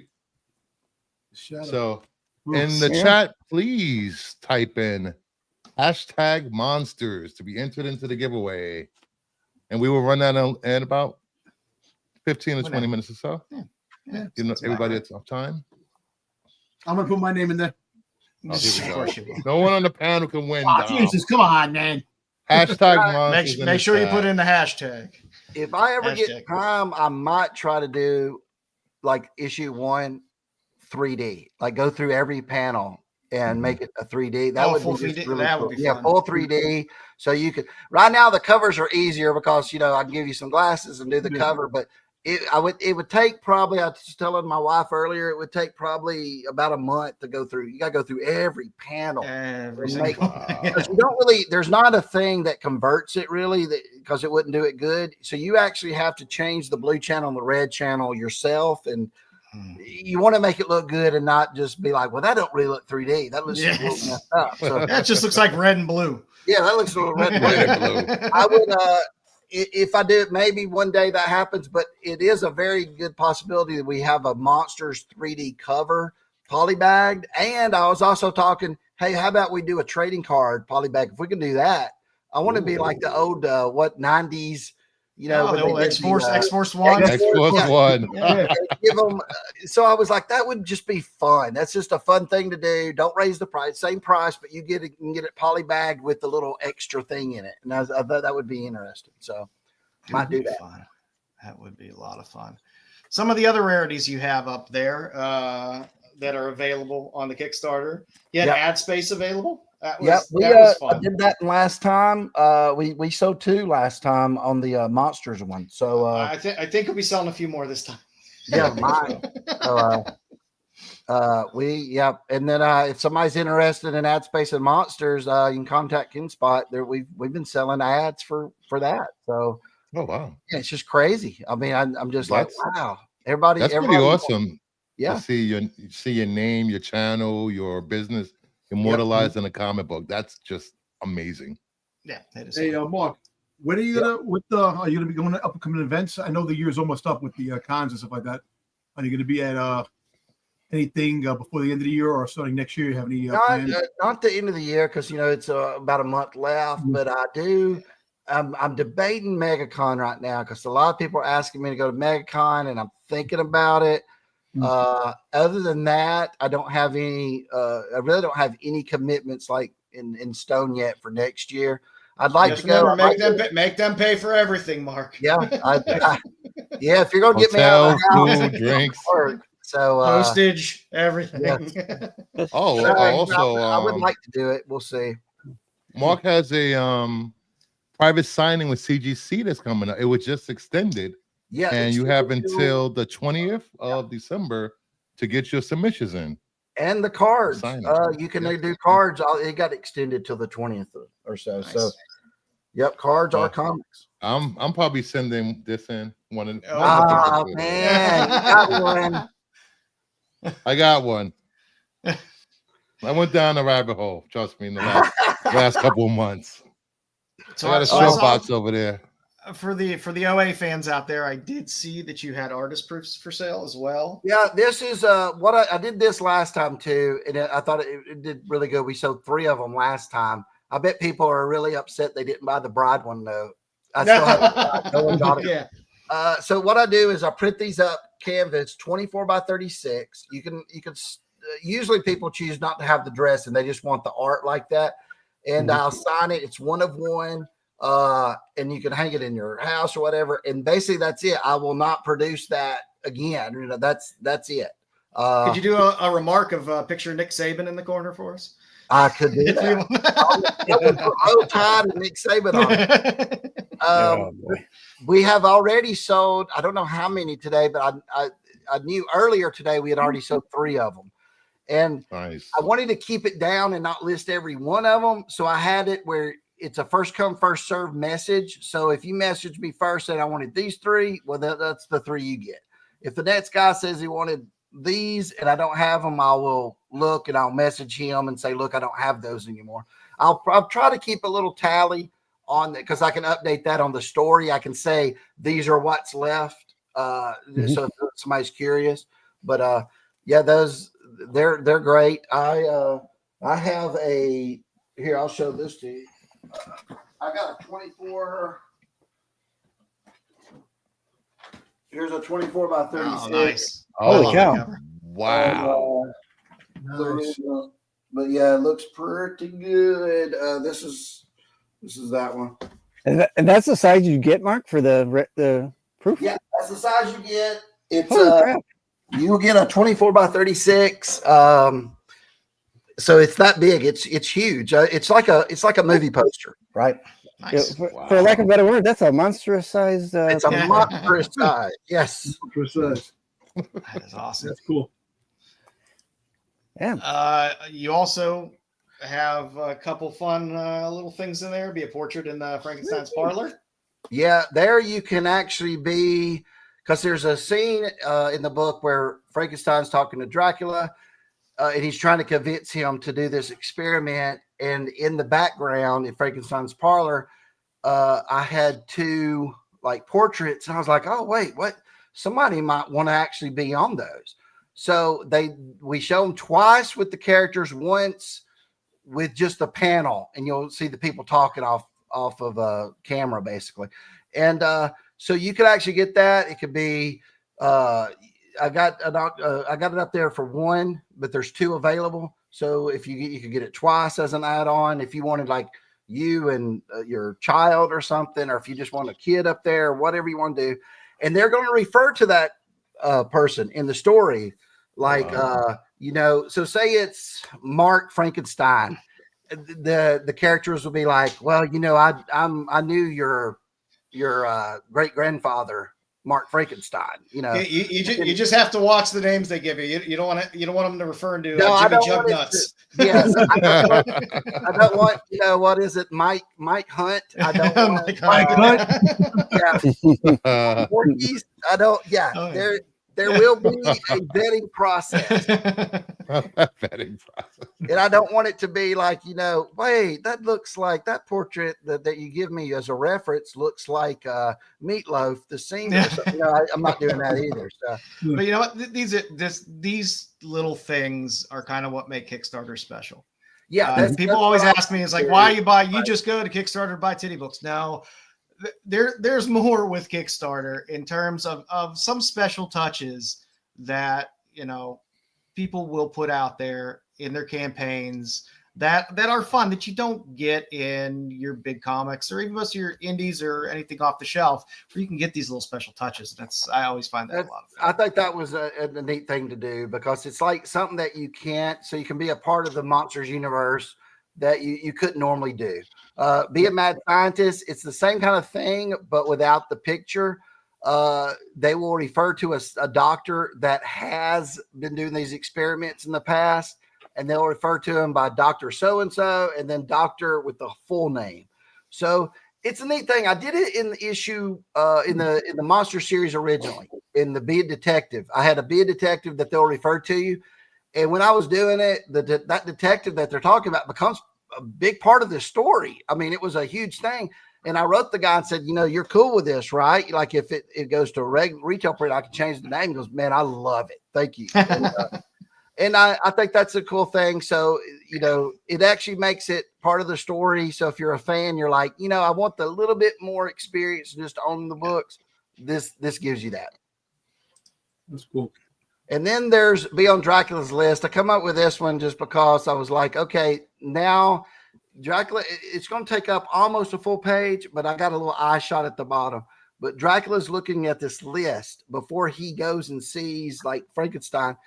And all these people are checked off. 10 people are checked off. And then Dr. Frankenstein's at the bottom. I didn't want to put a line through them because then what's the point of paying for your name on there? But I was like, that's kind of cool. And again, you can't have Mike Hunt and all these other guys on there. But I thought that's kind of neat because some fans were like, man, that should be really cool if I'm on that list and I could show people at my comic store. Because not only do you get this for Monster and the Wolf, it will be in there when it goes retail around the world, right? Oh, wow. So, you'll be on that list in the UK. You'll be on that list wherever the book is sold in the world. When it comes out, of course, you have to give me permission to do that. I don't want to be sued like, someone else. But your name would be on it. So, man, what bragging rights can you have when that issue finally comes out and you're in your comic book store and you hold it up and you're like, look, guys, my name. I'm Richard. That's it. Yeah, Ike wins. Yes. Just as a reminder, you can pop the QR code. There's the link as well. How many days is it running for, Mark? It's running through Christmas Eve night. So right when you go to bed and Santa Claus is about to come to your house, it's going to be ending. So make sure you leave the cookies and you sign the Kickstarter. Yes, there you go. Go check on that Kickstarter. Leave your milk and cookies, and then go to bed and get up. Yep, that's it. That is. I just thought that's it. I think we need a zombies Santa cover or Krampus stomping on Santa's head. I still might do it because I've drawn Krampus a couple of times. Krampus. I thought about doing it as a like a zombie Santa Claus, but you don't get it right now. And I was like, I do have some rewards. I think they're already gone though. I did have a 9.9 Bridezilla. Yes. And you would get it in January. And then I had a box of Halloween edition that I found a case of just 2 days ago in my garage. So I had those on there. They sold out immediately. So those you get in January. I might, if I find some other things, I might put on there that you actually get in January. So if you got a pledge of a bunch of stuff, you get those items though that are already ready. You get it in January. I'll just go ahead and ship it out. So nice. I might add some more of those. But yeah, I wouldn't mind doing a Christmas cover. I really wanted to do a Christmas cover to Monsters, but they said it wouldn't come out right. And we didn't know back because, I was asking for like the third printing. I said, would this be out before Christmas? Because I'm going to do a Christmas cover for it. And they said, Mark, it could be, what if it's like the 27th? Then no one wants it. And I was like, I'll skip it. Next year though, we're going Christmas. They want it. We have a question. The estimated delivery is September 2025. Yeah, what I've done is I gave myself way much lead time that I need because I'd rather you be pleasantly surprised than very disappointed. So I have it September. I believe the story is finished, but the artwork I got about 16 pages left. I'm hoping to get it printed by May or June, and then once it's printed, it only takes about sometimes it can take 4 weeks to get printed, and then depends on the printer and their competency at that time. Are these printed in Canada? Yeah, no, luckily. So and also on that, I don't think I have it on the Kickstarter. I was going to put that, but I think I took it off. I'm not sure. But I will probably print up 10% more than it's supposed to, even though there's like a 200 this and 200 that. The reason would be because last time I got so many damages that I was sitting on books. I couldn't send everybody their stuff for 2 months. Wow. It was just like what happened was a bunch of like if somebody ordered, maybe they ordered 10 books, but 2 of them were damaged. And I'm like, well, you know, if I went through everyone and just sent them out, I'm having to double the shipping cost. So I was just waiting. They told me 2 weeks. It took them 2 months before the printer actually got them done. Yeah. So this time I thought about doing this. If I print 10% over, fulfill it, and anything that I have sitting over, I'll destroy. You know, I'll probably have a live YouTube where you see me ripping them up. You know, throw them in the barrel. You'll hole punch them and then deliver them to the hospital for kids to read. Because you're gonna. I mean, the problem was last time I printed exactly how many I needed, and that was a problem because you know you're going to have 1 or 2 damaged out of everything, no matter what. So that's why I was like, I'll overprint, then I'll have some overages, and then to make sure that we keep that print run correct, I just we destroy the overages. So well, you had so many variation options the first time too. That had to be tough because it's like I need 3 of these. The printer really hated me because of that. Because when I did say, "Hey, these are damaged," I would have 1 book that they're printing back up again, and like that's a lot to do for 1 book. Now that 1 book probably cost me a fortune, but it just had to be done. I mean, you're live. I got to get those things to those people. But yeah, man, there is some weird things in that first Kickstarter. A lot of people don't realize they have books that only less than 10 were made because they would say, "Hey, I want a virgin chrome." They really are probably the only person that got that. There were very few virgin chrome made. So I had these add-ons, and this time I was like, "No, I'm not doing add-ons." Because that was confusing. Because I would order something, and then in the survey, I was like, I didn't understand what they said, and I got the wrong thing chromed.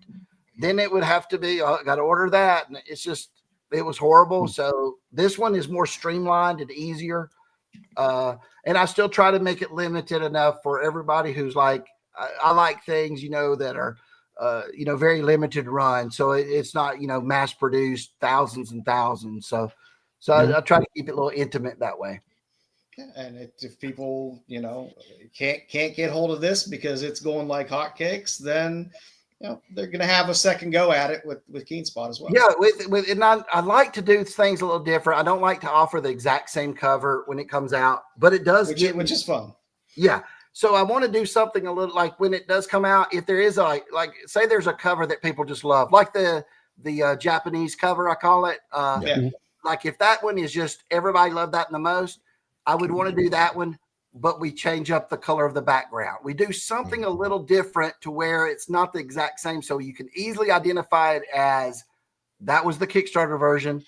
This is the KeenSpot version. Yeah, so you know, I think I owe it to my backers because I'm trying to make this experience the best that it is, and I think that the Kickstarter people from last year, they're very happy. I mean, some of those books they bought for $22, they resold for $700 on eBay. Oh yeah. So some of them are very happy. Kickstarter book prices are. I mean, the KeenSpot prices are pretty weighty, but the Kickstarter stuff is really.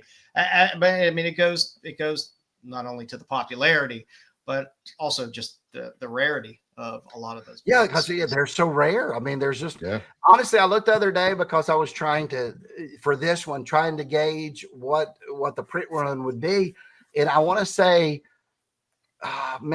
no book at all was printed over 100 last time, right? Wow. Because it was open editions. I didn't have a limit. It's just they never hit that limit. They never hit. Like I had some, I'd say only 66 will be made, but only 10 sold. Well, I didn't want to print all 66. I don't want to take them to cons and all that. Now I guess I kind of wish I'd done that because it's a learning process. I said I'm going to only make 10 because I thought, you know what, it's more special to them because those people that backed it. I mean, dude, that last Kickstarter was there's so many people to thank on that one because man, there was people that gave thousands and didn't know hardly who I was, you know, and it was like, I like this art. I don't care if this is going to be worth something one day. I like enough to back it. So those guys, man, and they're the guys from my Discord, Brian McClay, y'all know Yep. that guy, he's amazing. He was talking about my stuff last year when the Kickstarter and got me a lot of people going over to it at that time. So there's a lot of guys like that, and they're dear to my heart because, man, I didn't know. The reason the Kickstarter was done last year is I was broke. I had no work coming in, right? So that Kickstarter was to support me for another month or two. Money can be a driving factor. And this year, man, it's just been it's crazy. Monsters has blown up. It's almost like I'm in a coma somewhere, and this is the truth. So, man, I'm just so amazed. I can't believe it. And I get to wake up and draw monsters and superheroes all day. Who wouldn't? We have a question from Legion Comics, a friend of the channel. Mark, how does it feel to be the breakout artist of 2024? You really stole the show in the second half here. I don't know. It's just it's crazy. Because it's weird because I'm not doing anything different. The stuff is, I've been doing this stuff for years. It's just finally it's one of those weird things where you just got in front of the right people, right? And it just it took off that way. Right place, right time. Yeah, but because when the Kickstarter book was done, I sent it to those people. And honestly, I wasn't even thinking about getting it published because every publisher said it wasn't good. They didn't like it. Wow. They said the art style's too weird, or the story is hard to follow. All these excuses, and I went everywhere with it. And after a while, you start going, it's not good then, right? But fans would read it and say, Mark, I love this. So I thought, well, maybe I can find someone to publish it. I probably wouldn't make any money out of it. You go. But at least it'll get the story out there, and it did. Dude, it's just crazy what happened. And again, last year I'm looking for work, can't get none. Earlier this year was kind of the same way, and then now I'm having to turn down jobs. Like I said, Keenspot better have a Mark Spears statue in their lobby next time. You see that. So I would ask, is fan adulation enough, or would you like to see maybe a Mark Spears getting nominated for like an Eisner, or where would you like to see that going? Awards are great, but it's like I don't know. I mean, I've won like an Artist of the Year for a Rondo for my horror stuff a couple years ago. It didn't get me any work. Didn't move the needle for you. It changed that for me. But you know what? Awards are great if they're voted on by the fans or something. That's awesome. It touches me more like to hear Dom say, Mark, I read this and I loved it. But I like that even more than there's a lot of guys who'll say, hey, I love your artwork. I love your covers. That's great. But if you read the book, dude, this was a passion project. I put blood, sweat, and tears inside the story. And for them to actually like it, it's just it's almost like when you're a kid and you do something, for your parents to look at, and you're just hoping they'll like it. And they'll be like, man, this is awesome. And that's what I get out of it. So awards are great. I don't expect to win any. I think people kind of crazy when they're like, man, you should be up for cover of the year, or you should be in like artist of the year. I've seen some of those nominees before, and I kind of, I think the adulation you're getting from, just the numbers on this Kickstarter. Yeah. Just the reception the book has gotten in general from the larger comic community is again, it's just those things just touch me when people, and when I meet them like at the comic book stores or conventions, and they're like, Mark, I read it. And the biggest thing I'm hearing is they're like, Mark, I gave up on comics. Don't like them. I'm done with comics. I read this and now I'm back into comics again. And that just touches my heart, because I'm like, wow, they really resonate something there with them, that they like the story so much. They're wanting to hang around and see where it goes. So that's great. That's all I want. At the end of the day, I just want to be able to have a roof over my head and to be able to eat a couple of meals and to work. I don't, if the like I said, the money, getting all the work and stuff is great, but it's being comic artist kind of tough. But I just want to do the work, and at the end of the day, I can sit back 10, 20 years from now and say, wow, look what I did. Look at what that was awesome, and people loved it, and that's what I want. Yeah, it's great. It's great that you get to bring your stuff to life, and it's well. great to have vampires that don't sparkle. Yeah. no sparkling shiny vampires. Actual real vampires.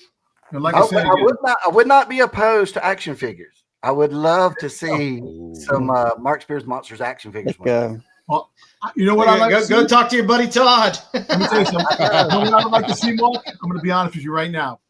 Since you're doing Spawn for Todd, you're with Image, this and that. Here it comes. You're a G.I. Joe fan. Reach out to Kirkman. Maybe we'll get a 5-issue limited series. Zartan is my favorite character. I would love to see that right now. I would love to see that artwork on freaking Zartan. I reached out to Skybound when I heard about what was it, Cobra Commander and Duke #1 last year at this time.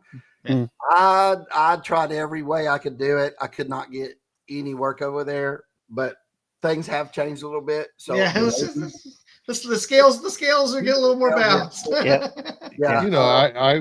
I would love to see monsters get optioned by A24. A24 does great work. One thing I can say, because a lot of things that happen behind the scenes, and I'm not able to talk about them. But one thing, because Nick said it the other day, I think on a show or something, I can't remember which one it was, maybe on Wednesday.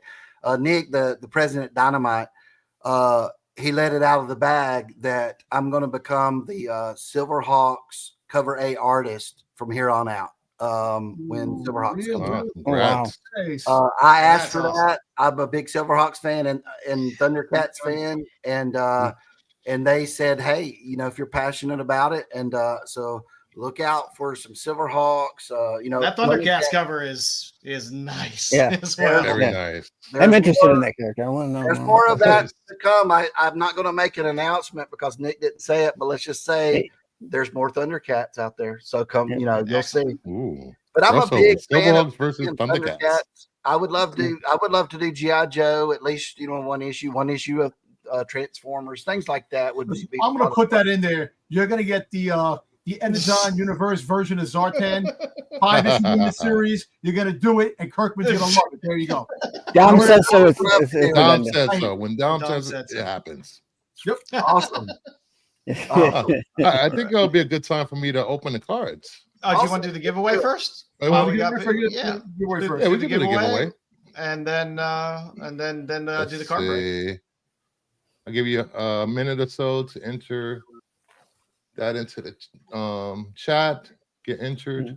Yep, if you entered it before, it should be in there. Yeah, we currently have 23 entries, 55 people watching. Ooh. Awesome. Give another 10 seconds, and then I'll run it. All right, first, everybody. First winner. Let's see. And which one is this for? This is for cover A.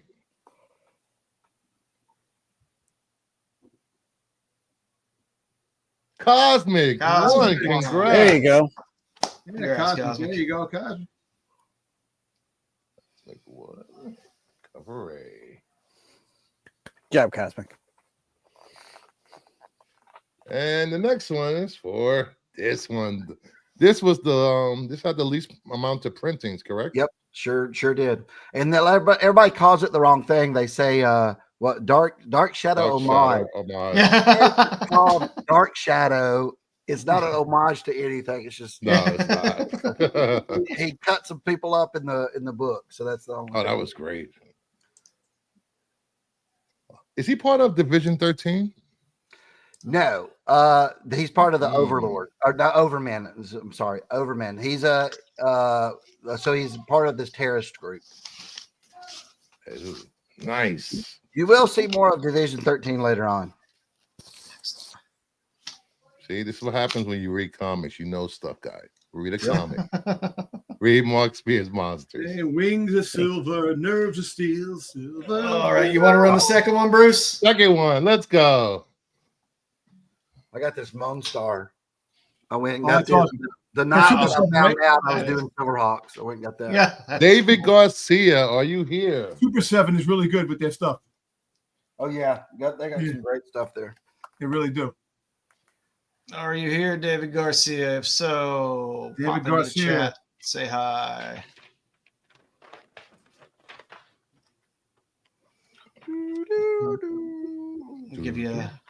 We'll give you a short little grace period because of possible lag.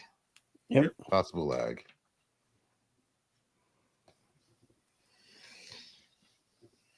Paging David Garcia. David Garcia. I'm thinking of paging Pee Wee Herman. Pee Wee Herman. Oh, yeah. Mr. Herman, Mr. P.W. Herman. Maybe I'm we a need David, hey, David's a collection. large Marge Got it, cover. David. Oh, large Marge. Large Yeah, Marge. Tell large Marge sent you. I can see Large large Marge. Marge as a zombie. Large. All right. We're not getting any David here. No. And winners.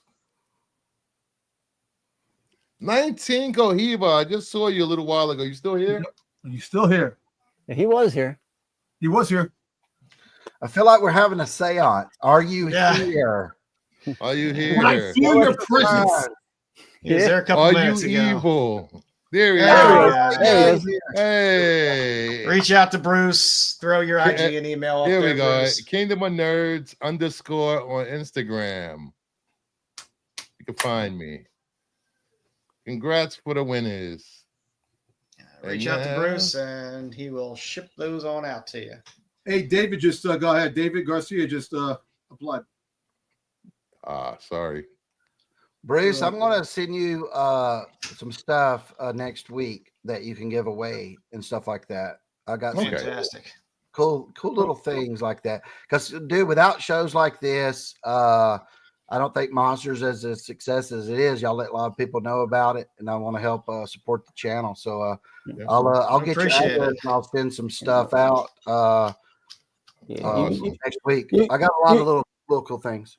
You can do a lot of very much, Mark. advertising. You can do a lot of advertising, but word of mouth is still the best way to go Yeah, when it comes to the things like comment find is fun because things make their way from maybe YouTube over to a Discord chat or vice versa over to IG, and there's this weird Venn diagram of all the all the comic grapevine. You know, and it's great to have a channel and people on a channel that have a passion and love of comics and collecting and cards and 80s stuff and animation.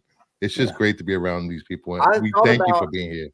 Oh, I appreciate it. I thought about the other day. I was like, I want to help these comic channels. There's a lot of guys out there. There's about 4 that I just love. I watch all the time. This one, I watch Brian's stuff. If y'all know, what is it? Pop Culture Philosophers, Robbie. I don't know if y'all have ever seen that one.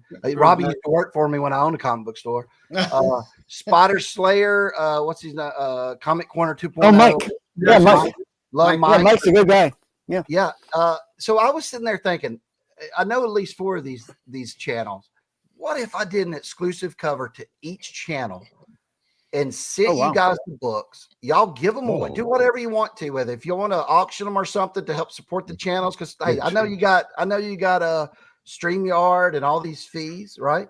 Yeah, But a little bit of overhead. I was like, what would that be like? So I was sitting there thinking, what if I did a cover of a monster? He's watching TV. Maybe the TV's already knocked over. It's messed up. It's smoking, but he's got a remote. And then I put, so it'd be the same frame like that, but each TV would be different for y'all's channels, right? Your channel, that'd be would be you awesome. guys on it. A lot, like Robbie's channel, Mike Spider-Slay's channel would be on that. And I was like, that would be neat. And we could keep them limited like to 50, you know, get them made and I'll send them over. And here's the thing. The only thing would be, I would ask is you guys have to sign them too.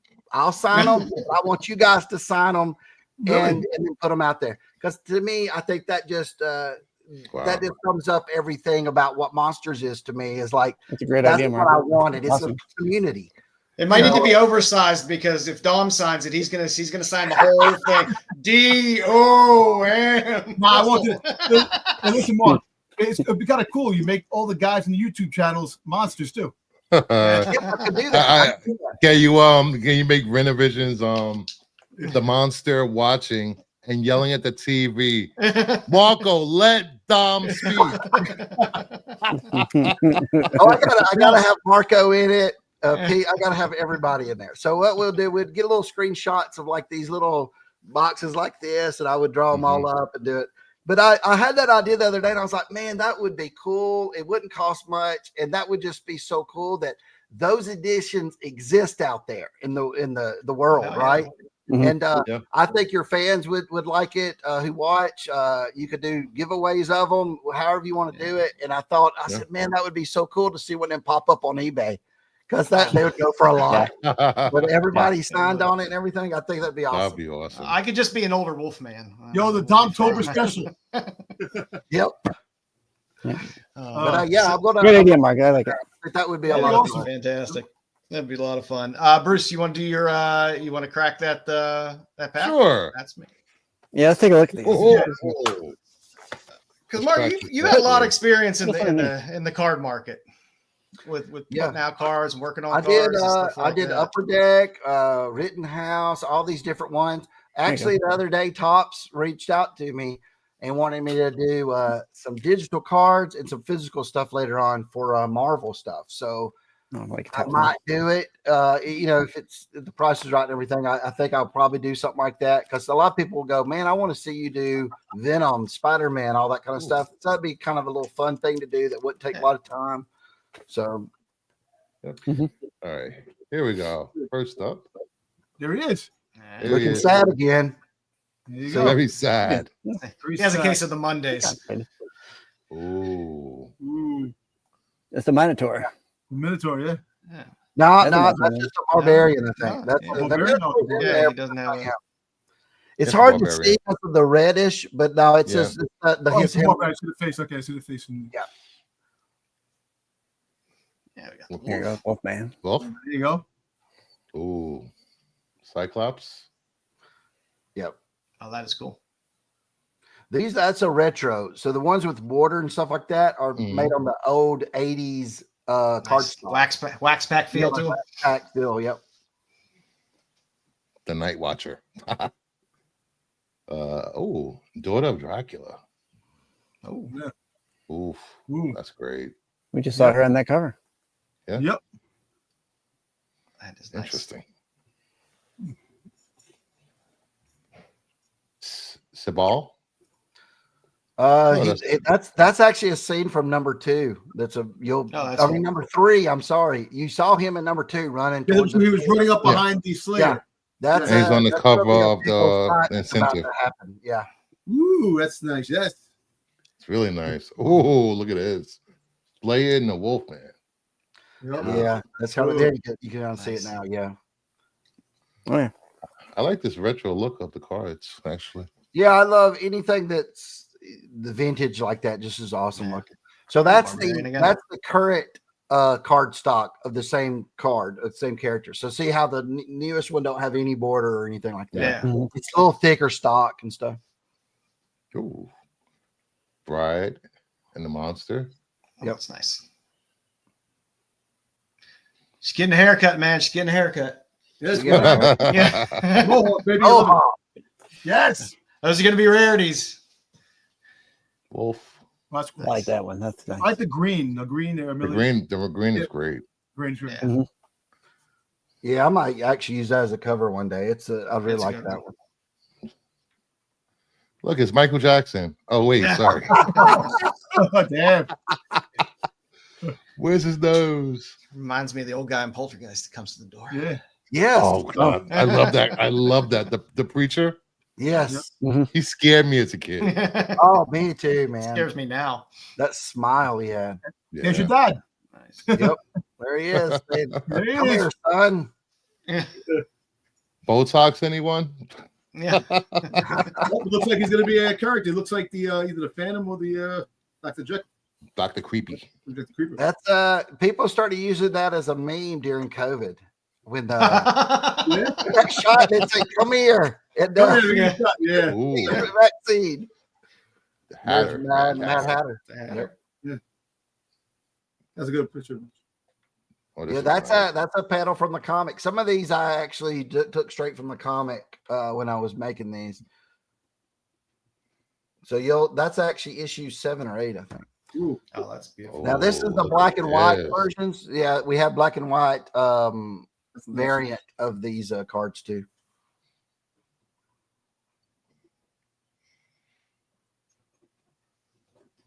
Vampire and the 3. Ooh, there you go. I Brides. like that. Oh, this is beautiful. Brides, Dracula. Yeah, I'm very happy with Brides covers. Yep, you are. Anything with boobies, man. You see? Ooh. I know. You know what? I know my wheelhouse. I'm a big fan of foils. Ooh. Oh nice. yeah, there's the foil version. Foil. Yep. Foil. And you were smart enough to give a little something for everybody. You got a redhead, a brunette, and a blonde. That's fine. Hey, just keep it a living. Just suppose it can Mark answer a question about the Kickstarter. Sure, you can ask if you want to ask. What is it? Yeah. This is can Mark Yeah. answer a question about the Kickstarter? I Yep. just Yeah, put it in we'll see order. if he puts in the question here. Oh, okay. He's just asking if he'd ask the Yeah. question. Yeah, ask Oh, I Billy like the there. concepts. Those concept cards are fun. Look at this. Yeah. Then on the back, Oh, nice. Oh, it's a puzzle piece. Yep. Ooh. Collect Oh. all that. Make a big. I love the old school puzzles on the back of cards. Yeah.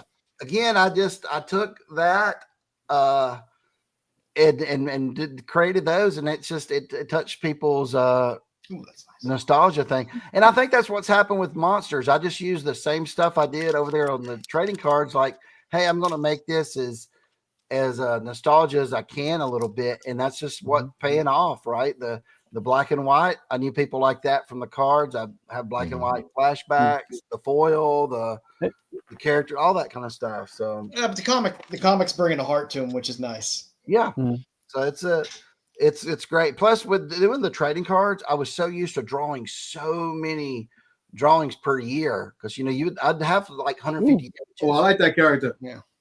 Yeah. See, that's another original character that I got in my Rolodex that I could say, let's get this one out, Yeah. throw them in there. That's cool. That's actually pretty cool. I like that.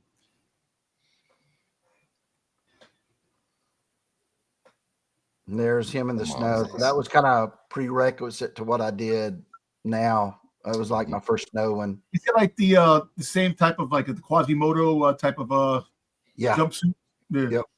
ooh, it's the bride. Right, swim with a mohawk. Yeah.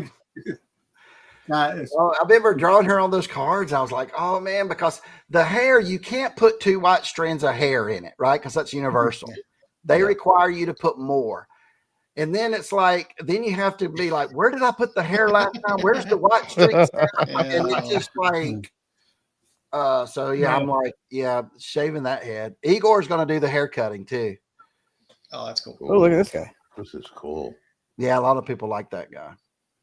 When I did that post on Instagram, he was a big hit. You know what this reminds me of? Palpatine. It's Palpatine. It reminds me of the episode of Buffy. It was called, what was it, Hush? Oh, the gentleman. Oh, Yes. with the, Yes. Yes. I mean, the Yeah, I love gentleman. Buffy the Vampire Slayer. So Yep. Oh, the gentleman, the quiet issue, the quiet episode. Yeah, There you go. love a good. Hey, stuff. there you go, Joe. 1 eye, 2 boobs. Why not? There you go, man. don't worry, she'll still see you coming, Joe. Oh, yeah, exactly. she has the proper number where they belong. Although I will accept a Total Recall 3 boobies. There you go. I thought about doing a Total Recall kind of thing. I might one day.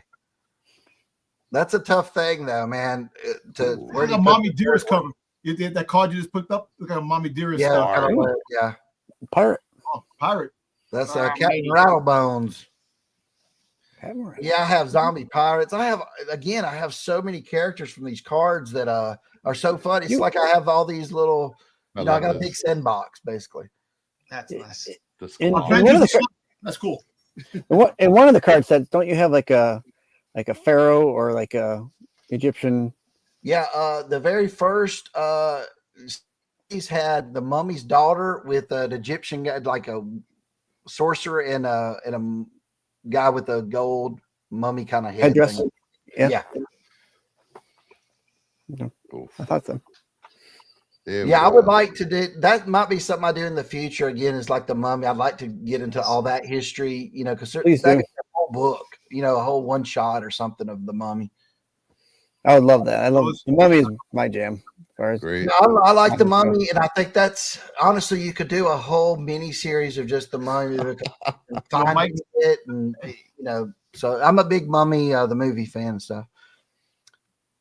And Mike Syke just put out the. That's good. That's from Interior Panel. Right? Yep. And That's actually, the, that would be, Imperial that's the Blood. cover for the number 2 second printing. It's the colored version like that of the black and white that's inside. Yeah. I like that, man. I saw. I was like, oh shit, they killed Vlad. There he is. And that's one of the Nice. 3D covers that I Yeah. use. Mhm. That guy will show up eventually in Monsters, I know. Whoa. I'm gonna have to put up a disclaimer. You may be triggered by this card. Whoa. Come on. Whoa. Well, The actually, Spider-Man from Mars, I think that's what This is those are. great. Yes. Yeah. Are we gonna see that? I always love a field of blue with red eyes. Always. Are we gonna see Joe, that? there's So a damn question. A So question we're in the gonna- chat. Joe. That Just Keep Living posted is. question. There we go. So he ordered a number 2 set, and I chose number 1 set as an add-on. Well, I still get my Wonder and 1 set, even though it was not the main reward. Oh yeah, If- yeah. Everything you Yeah.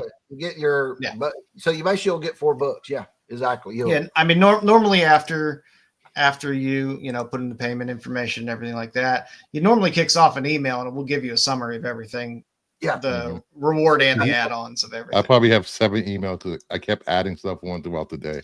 I have to filter my emails because I get 8 million. I mean, at one point I had, I think, There. 28 Kickstarters funded at one time. Wow. They're still going in various phases.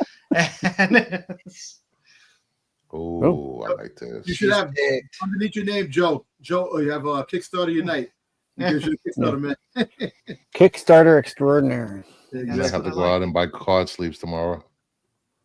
I'll send you some. Oh, is that a chrome one? Oh, Yeah. I love the chrome. They were kind of expensive to produce, but they just look so good. I love the Mhm. look to 'em. Oh, I like this. Concepts. Now look, that was a concept. Back then. I was even thinking of getting her a different haircut. That doesn't have a mohawk though. But No, that was short hair. I like it though.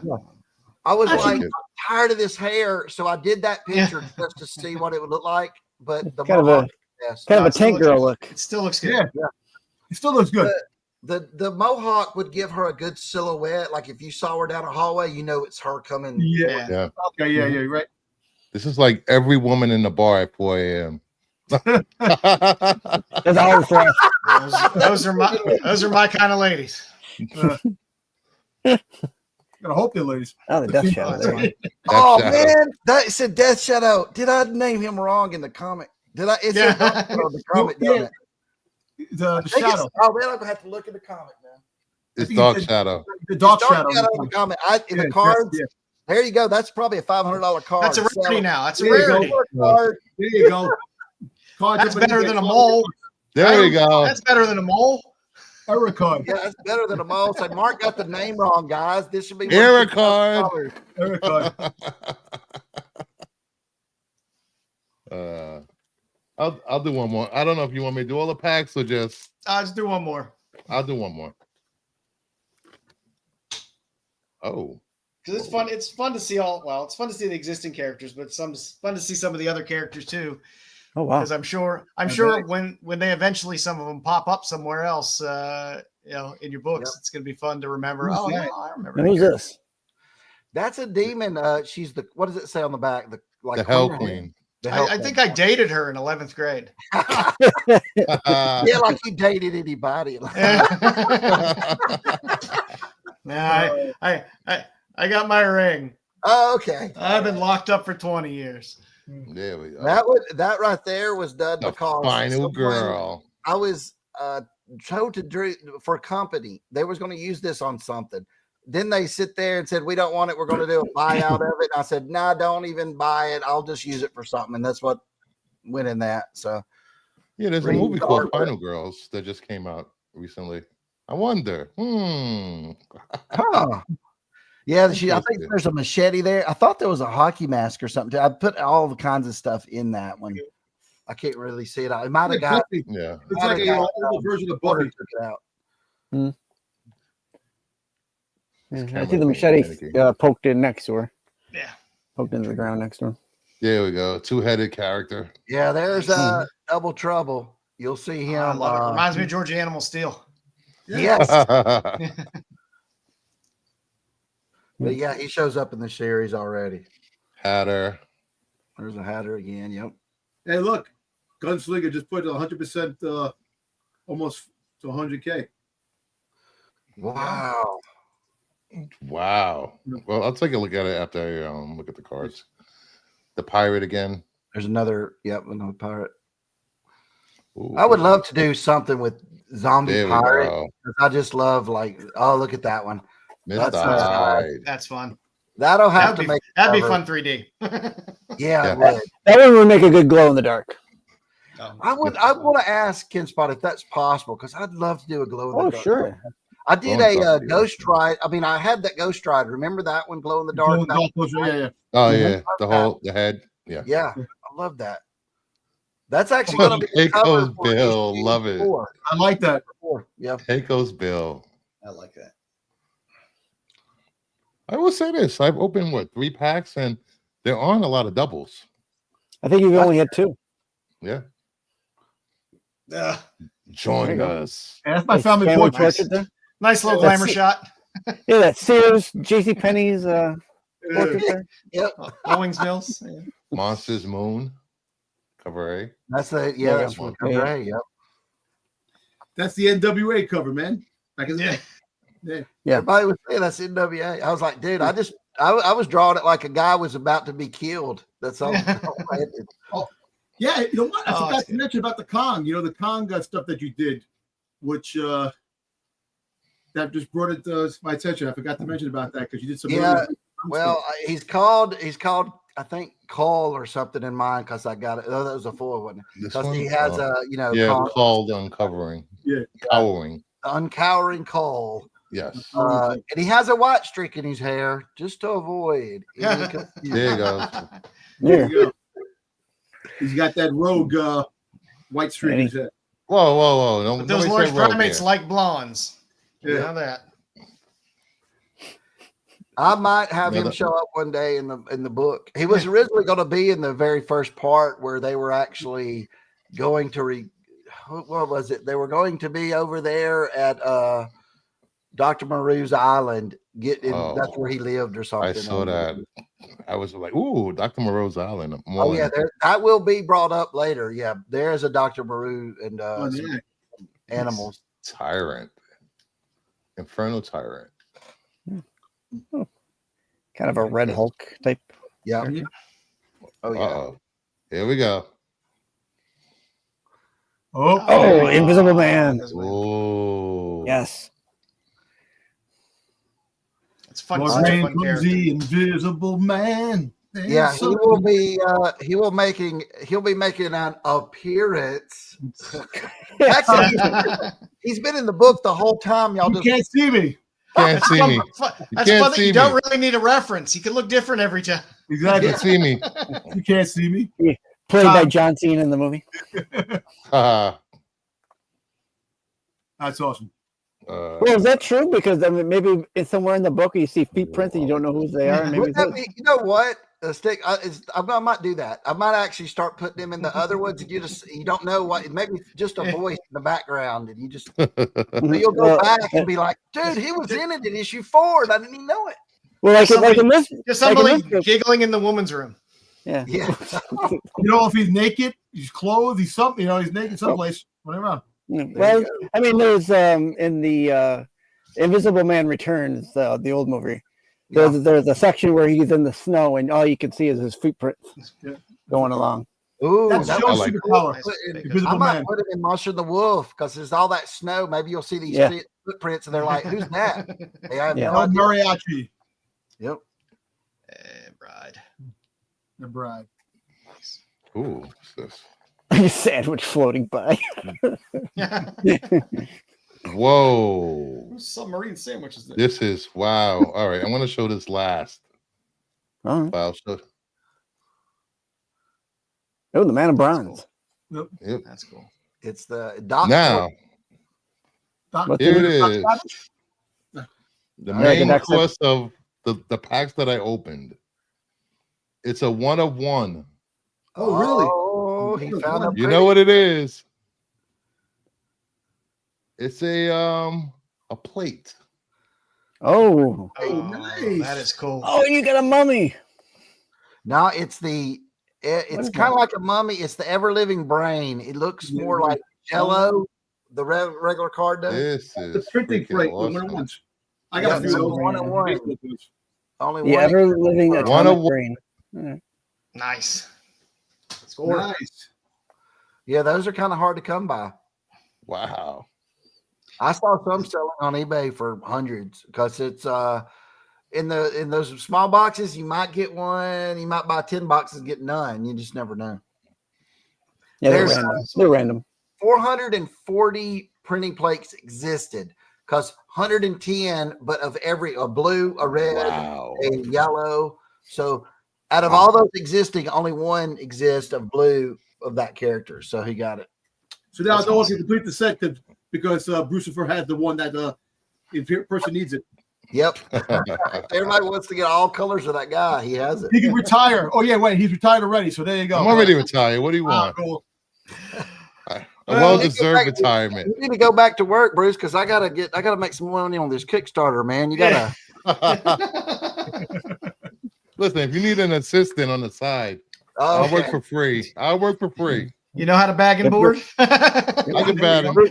Gemini boxes. I'm not gonna like- put them You upside like paper down cuts? backwards. Yo, he's doing customer service. He can call the phone, goes, your order's on the way. Your order's on the way. Bruce does a lot of things on the side. So you know. Hey. I will neither confirm or deny that statement, Styx. Well, there you go. Well, Mark, All you we need to know. loved it. We loved having you on tonight. It was Yeah. great. Blast, You man. came here for this launch. Congratulations again. Congratulations. You're killing it, so Mark. You're killing well. it. Anything else you want to plug, or I know No. you've had your hands full for the most Yeah, I mean- part. We really didn't talk about like the free comic book day that was just announced. Yeah. Oh, Yeah, you no. got Oh Free yeah, comic that's book day coming out that's as coming well. out. What, that'll be first week of May, I guess. Yeah. I got Yeah. the story in December, the end of December. So what I did there was I had already had this whole story about 20 pages that was going to be part of Monster and the Wolf, and then I was like, I knew that I had to do that, and I was like, man, I don't want to put something out that ain't great. So I was like, this is already really good. It was a whole subplot with this clown called Mr. Funny Bones. I might have a card of him somewhere. Let me see. Got the picture there, that little one in stereo. I don't think I have. Oh, there you go. But I did that one. I'm done. The reason I did that cover was because I was like, well, it's kind of like the #1, and it'd be a little different. And I didn't know what monster was going to be included yet in the story. But this is going to 11 be months. the 0 to where it's before the events of #1, and it's going to be Slayer will be in it. And it's almost like, man, I'm trying to think. I think it starts maybe just like a couple of panels before #1. So he's gonna get information that he needs to go and talk to Fat Tony. So it'll have that in there. It has a clown in it. So it's gonna be pretty fun. I think it'll be good. I can't wait because it gets a lot of exposure, you know. Oh yeah. Oh yeah. Now, is there any? Now, some books do it, some don't. Are there any incentives for the free comic book day, or no? I don't know. Yeah. I would hope they do. If they do that, because I already have covers ready to go of that clown that I was like, that's going to be in it. And I was like, oh man, I didn't put the clown on it because I wanted it to be recognizable as the monster book. But if they do that, I got one ready to go that I'll throw on. So we'll see. I'll talk to KinSpot. I think they might do an incentive of it. Because they usually have like a 1 in 100, like every 100 copies. They have Something like that. Yeah. But that's right, Big Anthony, not Fat Tony. Yes. Joey Bag of Donuts. Joey Bag of Donuts. Somebody was T-shirt, asking Tough me. Tony. There you go. Somebody was asking me, like, how do you come up with that kind of stuff, Mark? How do you? And I was like, dude, I'm driving my car or something, and I'll just be talking to myself like that. I'll be doing dialogue in my head. And I said, that would be so. If it's funny to me, I don't know if it translates well, but I thought that's funny to me that he keeps saying, "You mean Big Anthony?" He goes, "No, man, Fat Tony. Where is Tony?" Yeah. That's my humor. You know how many people I know Like think that, Fat Tony? Good. Well, I also know people tight T-shirt, Tough Tony. You know what I'm saying? You know? Oh, and Fat Tony, or at least his head, will be making a cameo later on because he told him, he said, "Man, you better not be messing with me. I'm coming back." So there you go. He's gonna be coming back. That's nice.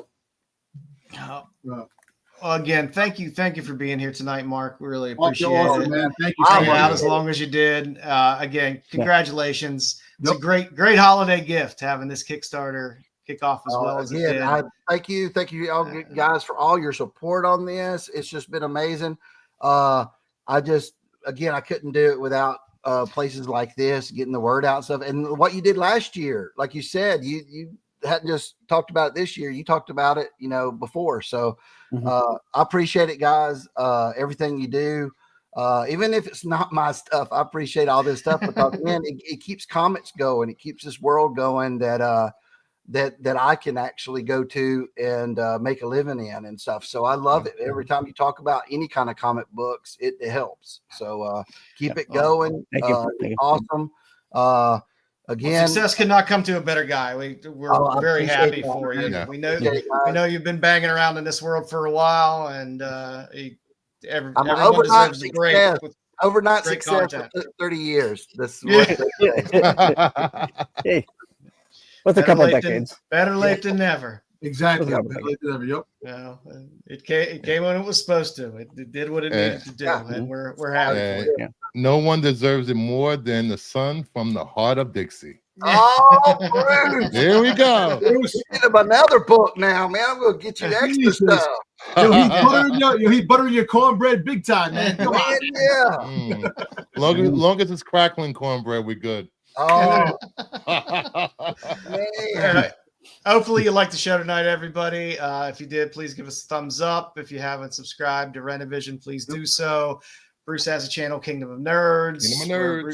Bruce has shows on Sunday and Monday, and you have Tuesday and Thursday. Tuesday, yeah, whenever he goes. But we do the other comic show on Sundays where we look through a lot of comics, and we like talking comics, and we'll do it as often as we can.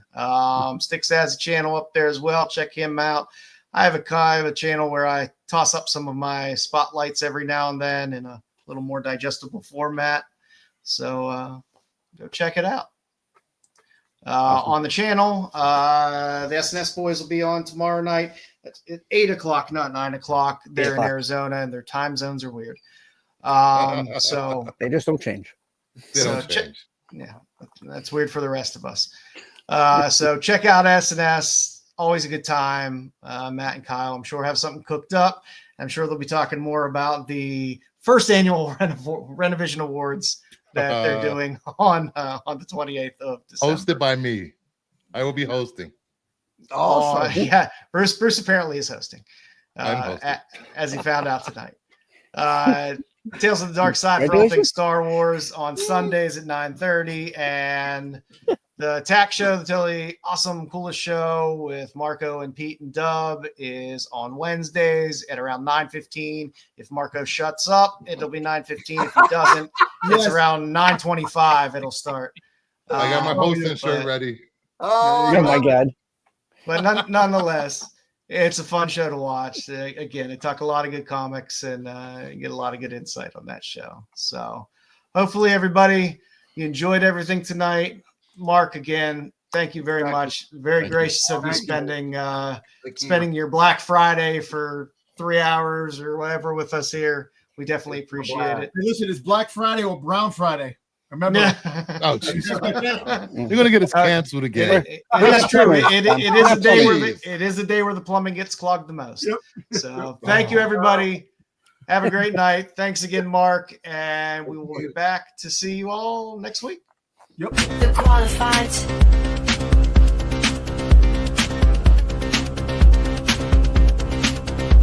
The qualified.